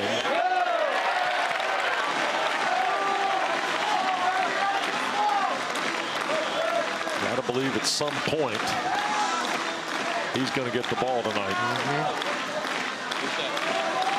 He was really good the other night. Didn't see much, but we saw enough to know. Things can definitely get tricky. You have to go to that game tomorrow on how you're going to utilize whose availability and how you're going to use the bullpen. Yeah. Crooks has got 14 saves and an ERA of 1.8. 32 strikeouts, 9 walks, and he has allowed 7 extra base hits of the 23 he's allowed this year. That's a strike. 2-1.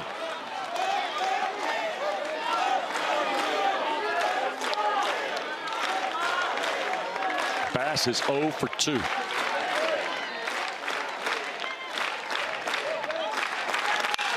Fires it away, right back through the middle and into center field. Madera going to hold at second, walk and cut it loose. And the tying run comes to the plate. And for the first time tonight, Sam Angelo is going to see a right-handed pitcher, and maybe not.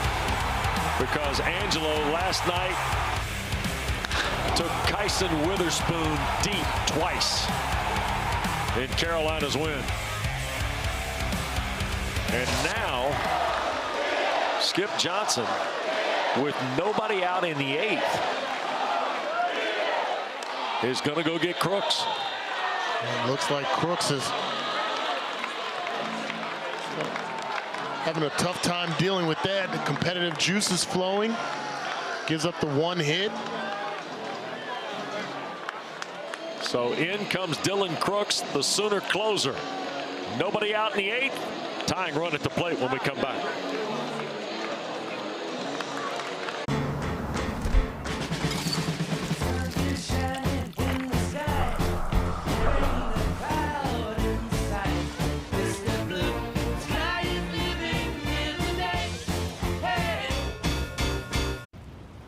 Where are all the animals, Dad? Don't know, kiddo. Just not our day. It's a rare thing when someone you've been with for so long finds a way to surprise you. It's like discovering E-Trade's easy-to-use platform now comes with expert insights from Morgan Stanley to help you navigate the markets. Can you do a dolphin? Sorry.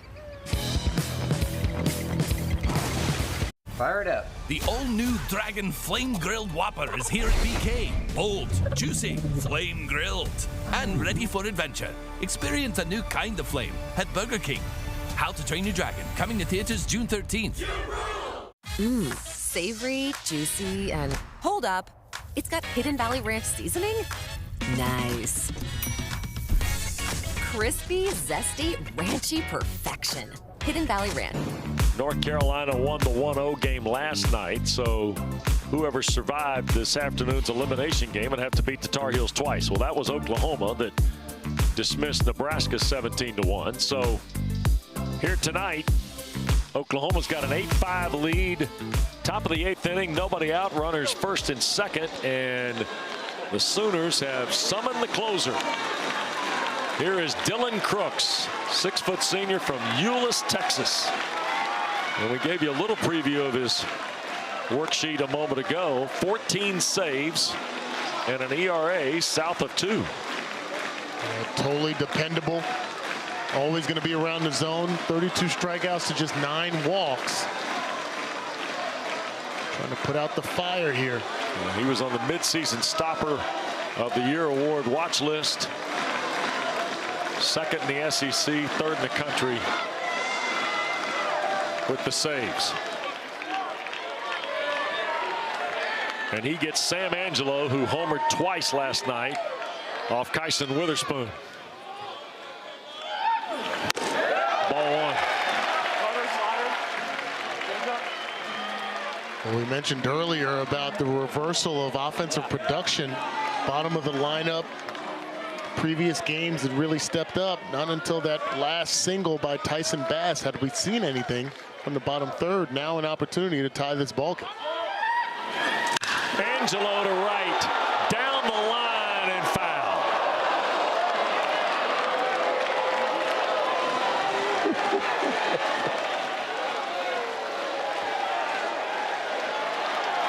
The collective gasp of the fans here. Whatever Skip Johnson says into that walkie-talkie that's in the pitch comm, it's going to be along the lines of don't throw that again. 1-1. 2-1. We can call pitches up here all day and night. I was almost 100% sure it was not going to be a breaking ball there. Based on that previous swing, Wes, you knew a fastball was coming. Might see a healthy dose of that here. It was 95, by the way, in the right-hand batter's box. That is a strike, and it's on the outside corner. It's the front corner to the left-handed hitting Angelo.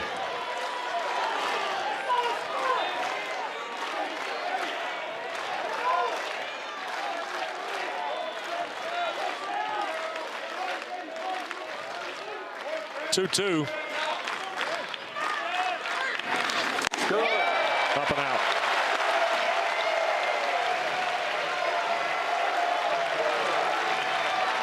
We might have a couple of these sequences before we're done tonight. Danon, here we go with one. Here's one. Let's go.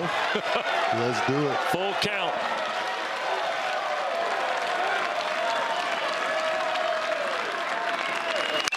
Fouled away.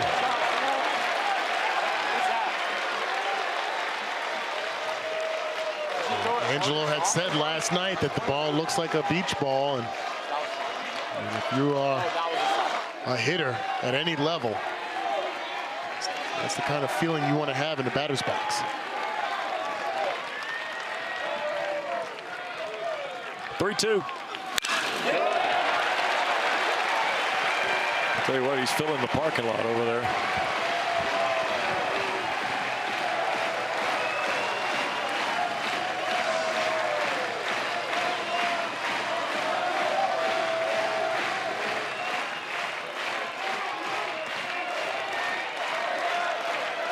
Crooks ready.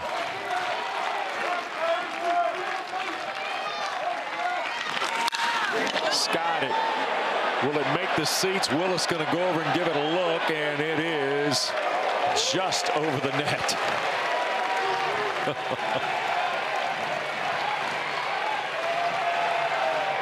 So Crooks saw one move just over the foul pole. Now Angelo's seeing one just escape the net. What a battle we have here. Oh, yeah. This is why you come to the park. This is why the faithful are here. 3-2.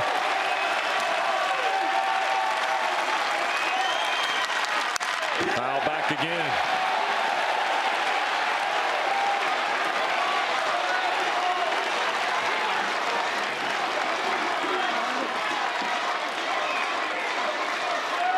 Ninth pitch, or 9 pitches into the at-bat. Here comes 10.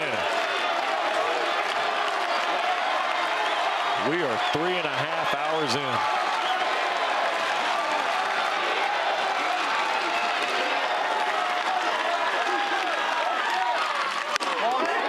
Ball 4. And Dylan Crooks can't believe it.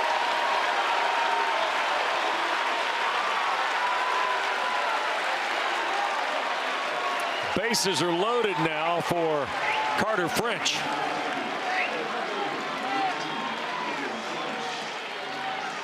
What an at-bat by Sam Angelo. Foul ball after foul ball. And then the awareness of the zone on the inside part of the plate. He knows that's in. Takes ball 4.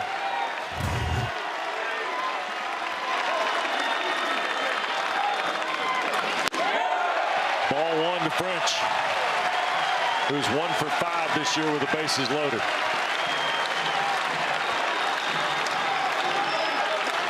Angelo at first, Bass at second, Madera at third, nobody out in the Carolina 8th. the plate, 2-0. Got to force Crooks to throw a couple of strikes here if you are Carter French. And here comes the Sooner boss, Skip Johnson.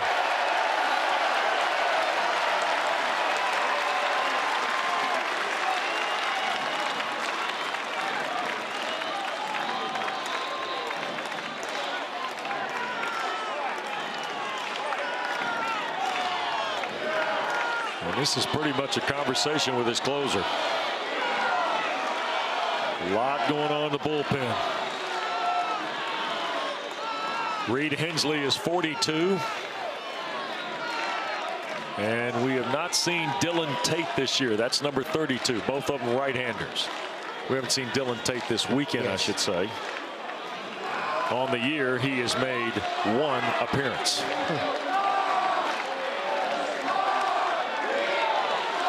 You are digging deep into the barrel right now.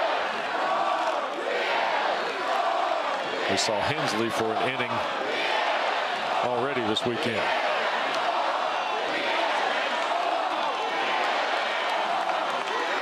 Bases are loaded. 2-0 to French.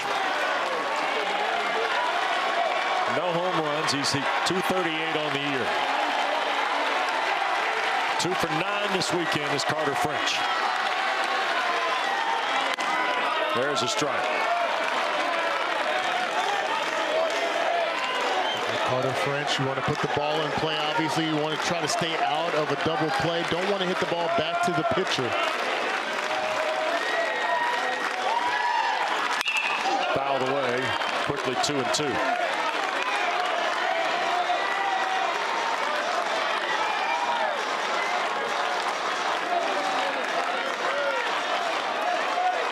Another full house at the Bosch tonight.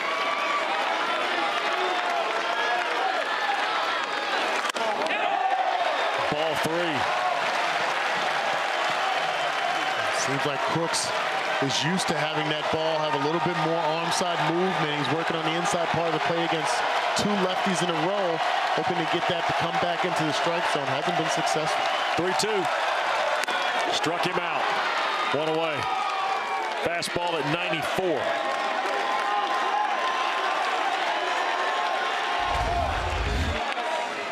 Just a firm four-seam fastball. Has some rise to it at the end, and not a bad swing there, just underneath. And first out. Reese Holbrook is going to run for Sam Angelo with 1 out.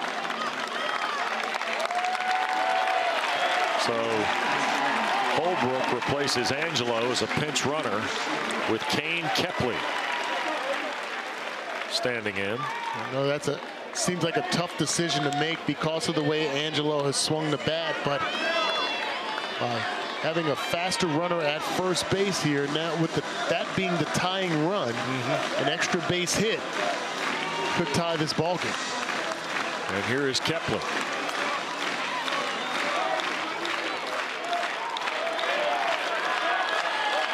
One out, bases loaded. Ball 1.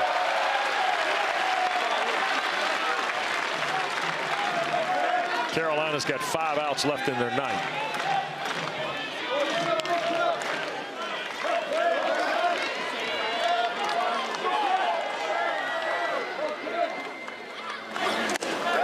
That's a strike.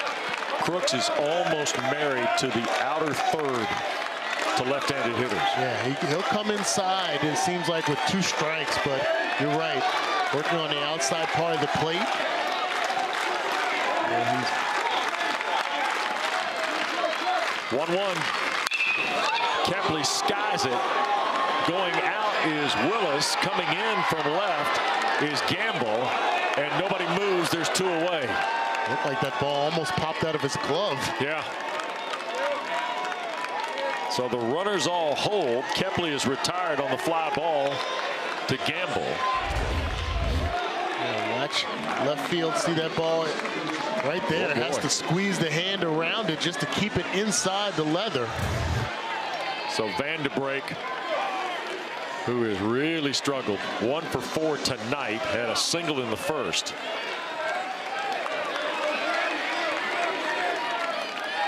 represents Carolina's last chance. There's a strike to start. Remember Vanderbrake, we had talked about Willits. Some of the antics earlier started between he and Vanderbrake, so an opportunity here for Jackson. Turn things around. 0-1. Almost threw it beyond Easton Carmichael's reach. Ball and a strike.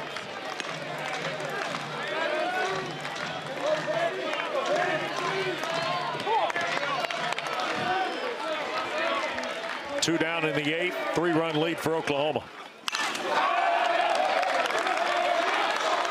Now 1-2. Carolina's left 6 on board tonight. Oklahoma has left 11.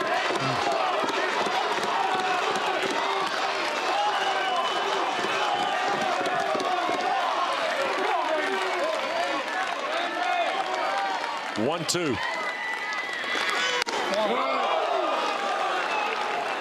Two and 2.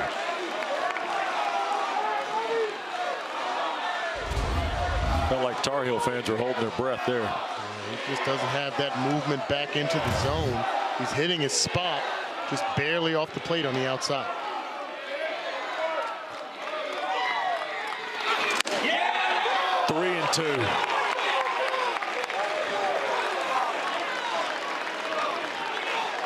Out comes Christensen.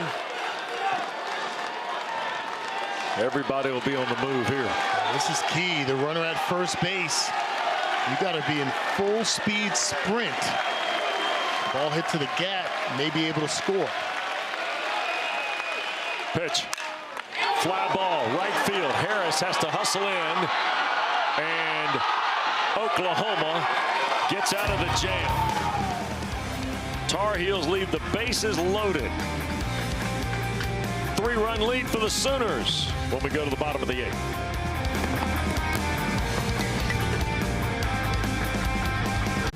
Your kid's brain with Allegra versus some allergy medications in the math quiz.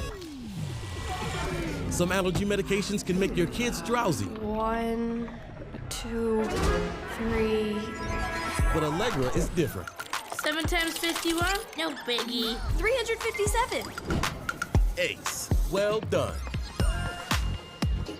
Allegra is fast, non-drowsy allergy relief with 0% brain interference, so your kids can stay sharp at school. It's a no-brainer. Fire it up. The all-new Dragon Flame Grilled Whopper is here at BK. Bold, juicy, flame grilled, and ready for adventure. Experience a new kind of flame at Burger King. How to Train Your Dragon, coming to theaters June 13th.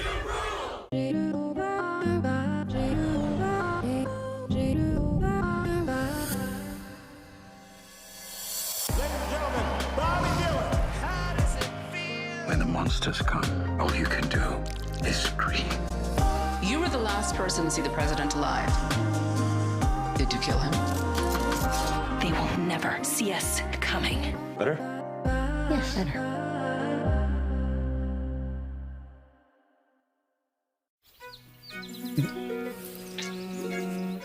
Will you marry me? Is that Hidden Valley Ranch?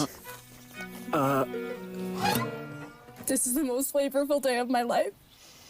Easy squeezy Hidden Valley Ranch. Only serious about flavor. The NCAA Baseball Regionals are presented by Capital One. What's in your wallet? Oklahoma has been on a tear all day on this Sunday at the Chapel Hill Regional. 17 runs earlier today to dismiss Nebraska from the proceedings, and here tonight they've got 10 more hits and 8 more runs, and they've left 11 on base and still hold a 3-run lead on the top seed North Carolina as we go to the bottom of the 8th. Gamble Branch and Desan Harris for Skip Johnson's team. And Caleb Bolton returning, the 6th North Carolina pitcher of the night here to work the bottom of the 8th.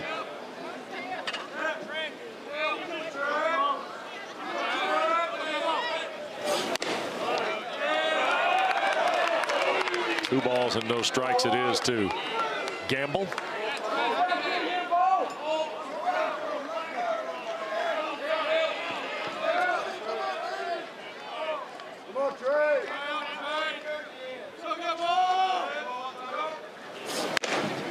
3-0. Gamble kind of showed bunt. Gallagher came down the line a little bit from third.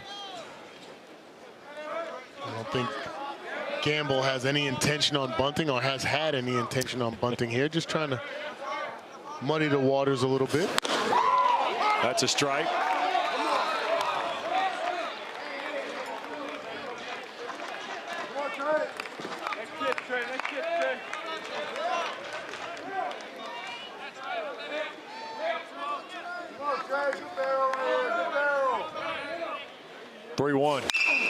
Scott, first base side.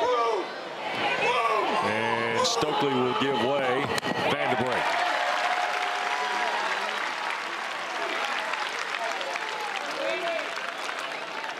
One down.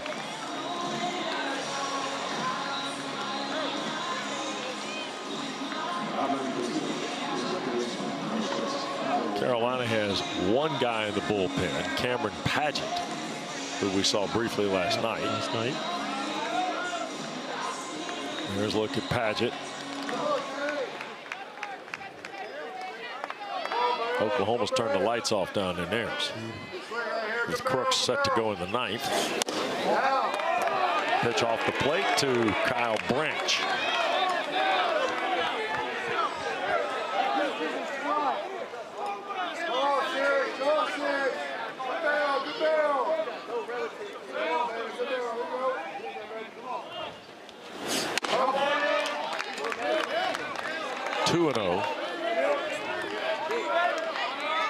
Bolton has missed high on his first two offers here to Branch. 10 hits tonight for Oklahoma. And a ground ball sharply hit to Vanderbrink. 2 down. Rasan Harris, who scored twice tonight and has another hit, has walked twice. Now with 2 outs. As of now, you got to give some credit to Bolton coming in. Yeah, because the first 4 pitches were not good. Not good. Brian Gaines walked out there, and whatever he said, they ought to patent. That's right. And everything, as you mentioned, everything has been out of the zone high for him when he's missed. Yep. But he's been able to settle back in for each batter and kind of quiet things down for the Sooners. 2-0. That's cracked on to right. Could be trouble. Bass going back. Dasan Harris continues to hit parade. A solo homer for Harris.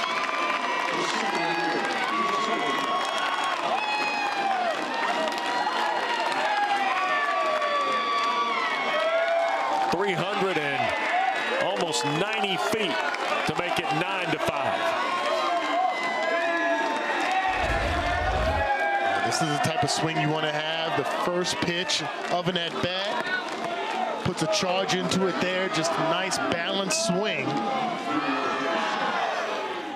Halfway up the net in right field.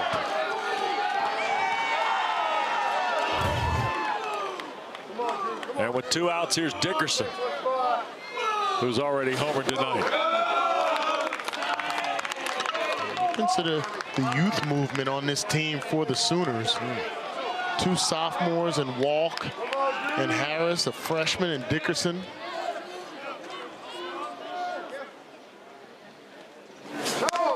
Fastball missing, 2-0. Oklahoma is 6 for 14 with 2 outs tonight.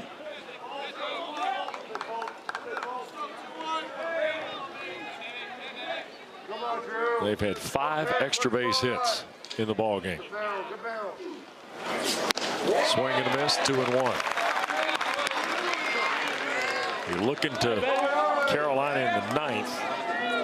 Stevenson, Gallagher, and Stokely, who are a combined 3 for 9, and the 3 all belong to Gallagher. I was about to say.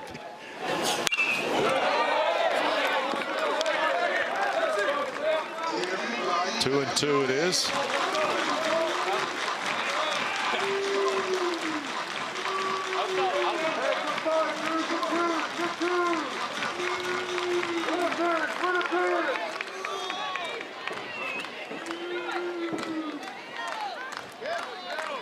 2-2.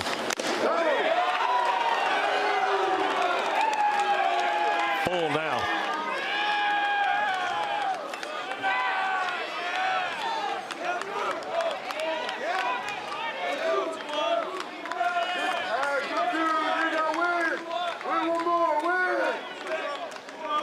Bolton. Breaking ball fouled off by Dickerson.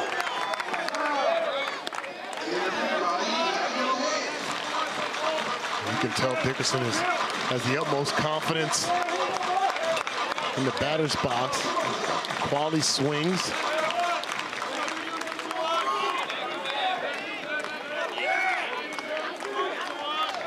(3-2). Fouled it off to stay alive.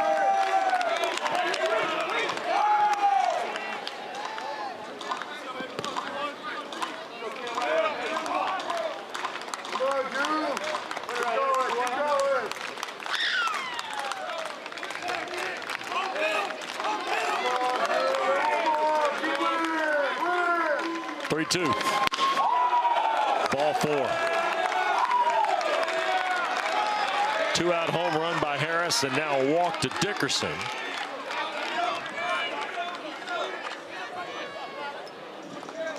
And that's going to give Dawson Willis a chance, and he started all this tonight for Oklahoma. You see the graphic up there, 9 walks on the evening for the Tar Heel pitching staff. Scott Forbes knows it's hard to win games doing that. Especially against a team like the Sooners. Yep. They make you pay for it. Here's Willis, 2 for 3. The home run in the 3rd started the parade tonight for Oklahoma.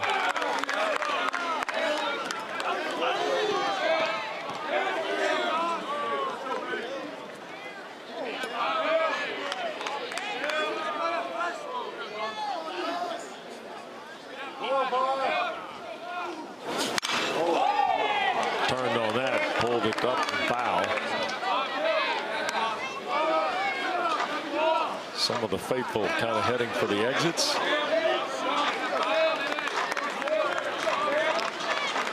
Oklahoma came into the morning, arrived at the ballpark about 10 o'clock for a 12:06 first pitch. After losing 11-6 last night. 2-1. And today, they have scored 26 runs, 29 hits, and walked 13 times. They've got 13 extra base hits in the 29. 7 doubles, a triple, and 5 home runs. And what time was first pitch last night after the delay? Started at 7:36 last night, so in 27 hours. Yes. Their life has changed. And this is Scott into left off the bat of Willis, and it might be out of here, and no. On the track against the wall, Carter French makes the play. But Dasan Harris adds another run to the hit parade for the Sooners. Oklahoma leads 9-5. Top of the 9th and the last chance for the Heels next.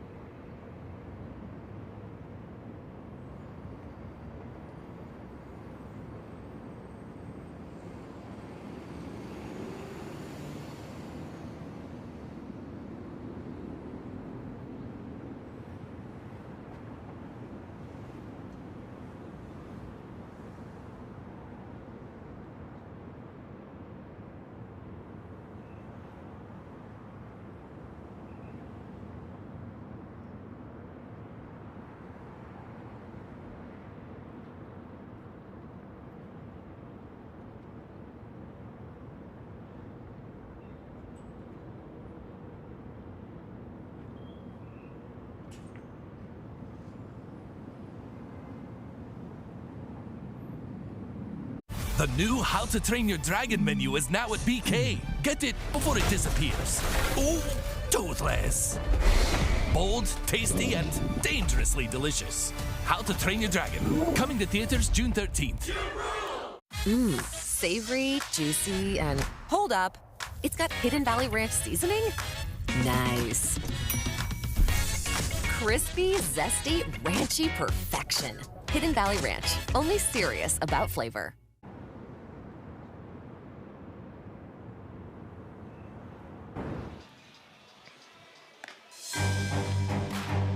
Well, time might be running out on Carolina. They don't keep a clock in baseball. It's scored out. It's determined by outs, and Carolina's down to their last 3. If they want to avoid a winner-take-all scenario tomorrow here with Oklahoma.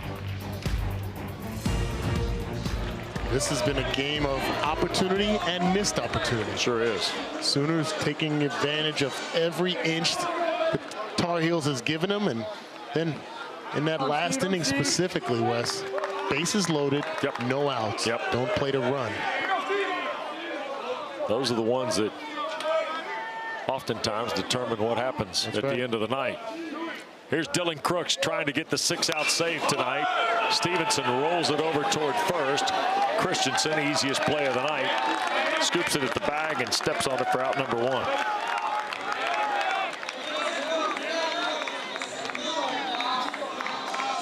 This game shapes up like it's going in that direction. I think if you're Scott Forbes, you have to be in the ear before they leave this park tonight, not wait till tomorrow.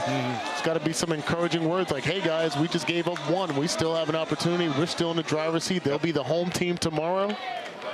And have them sleep on that note as opposed to feeling any kind of dejection. Yep. Crooks fires it in there at 93 to Gavin Gallagher. This has been the charger for most of Carolina's offense tonight. 3 for 4 home runs, 4 RBIs for Gallagher. Fastball up, ball and a strike. I think, emphasis on think, Dana, that Ryan Mack will get the ball tomorrow, or Ryan Lynch rather will get the ball tomorrow for Carolina. Just a thought. And for Oklahoma, I don't know which way Skip Johnson. Want to use my coin?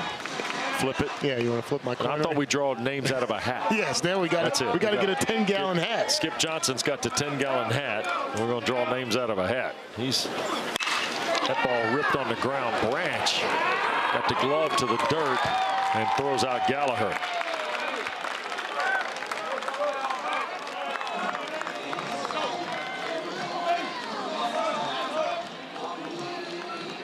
So 2 down, last out. And here's Stokely. Been hit by a pitch, struck out twice and grounded to third. And a frustrating sequence for Stokely.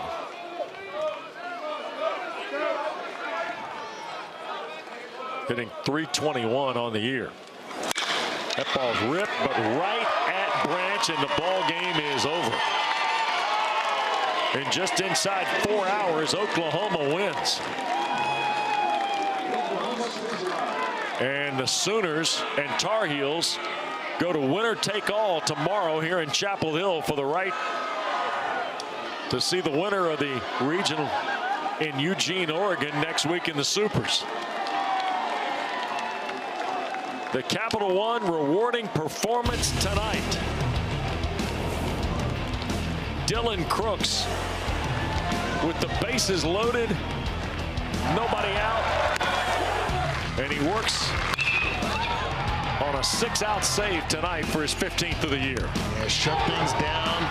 Any chance of a rally was quieted down by Dylan Crooks. Terrific effort by Crooks. Oklahoma and North Carolina go winner-take-all tomorrow here in Chapel Hill. Time to be announced later. Stay tuned. Action coming up from the Fayetteville Regional. The Creighton Blue Jays and the Arkansas Razorbacks. Here's Kevin Fitzgerald and Bobby Miranda.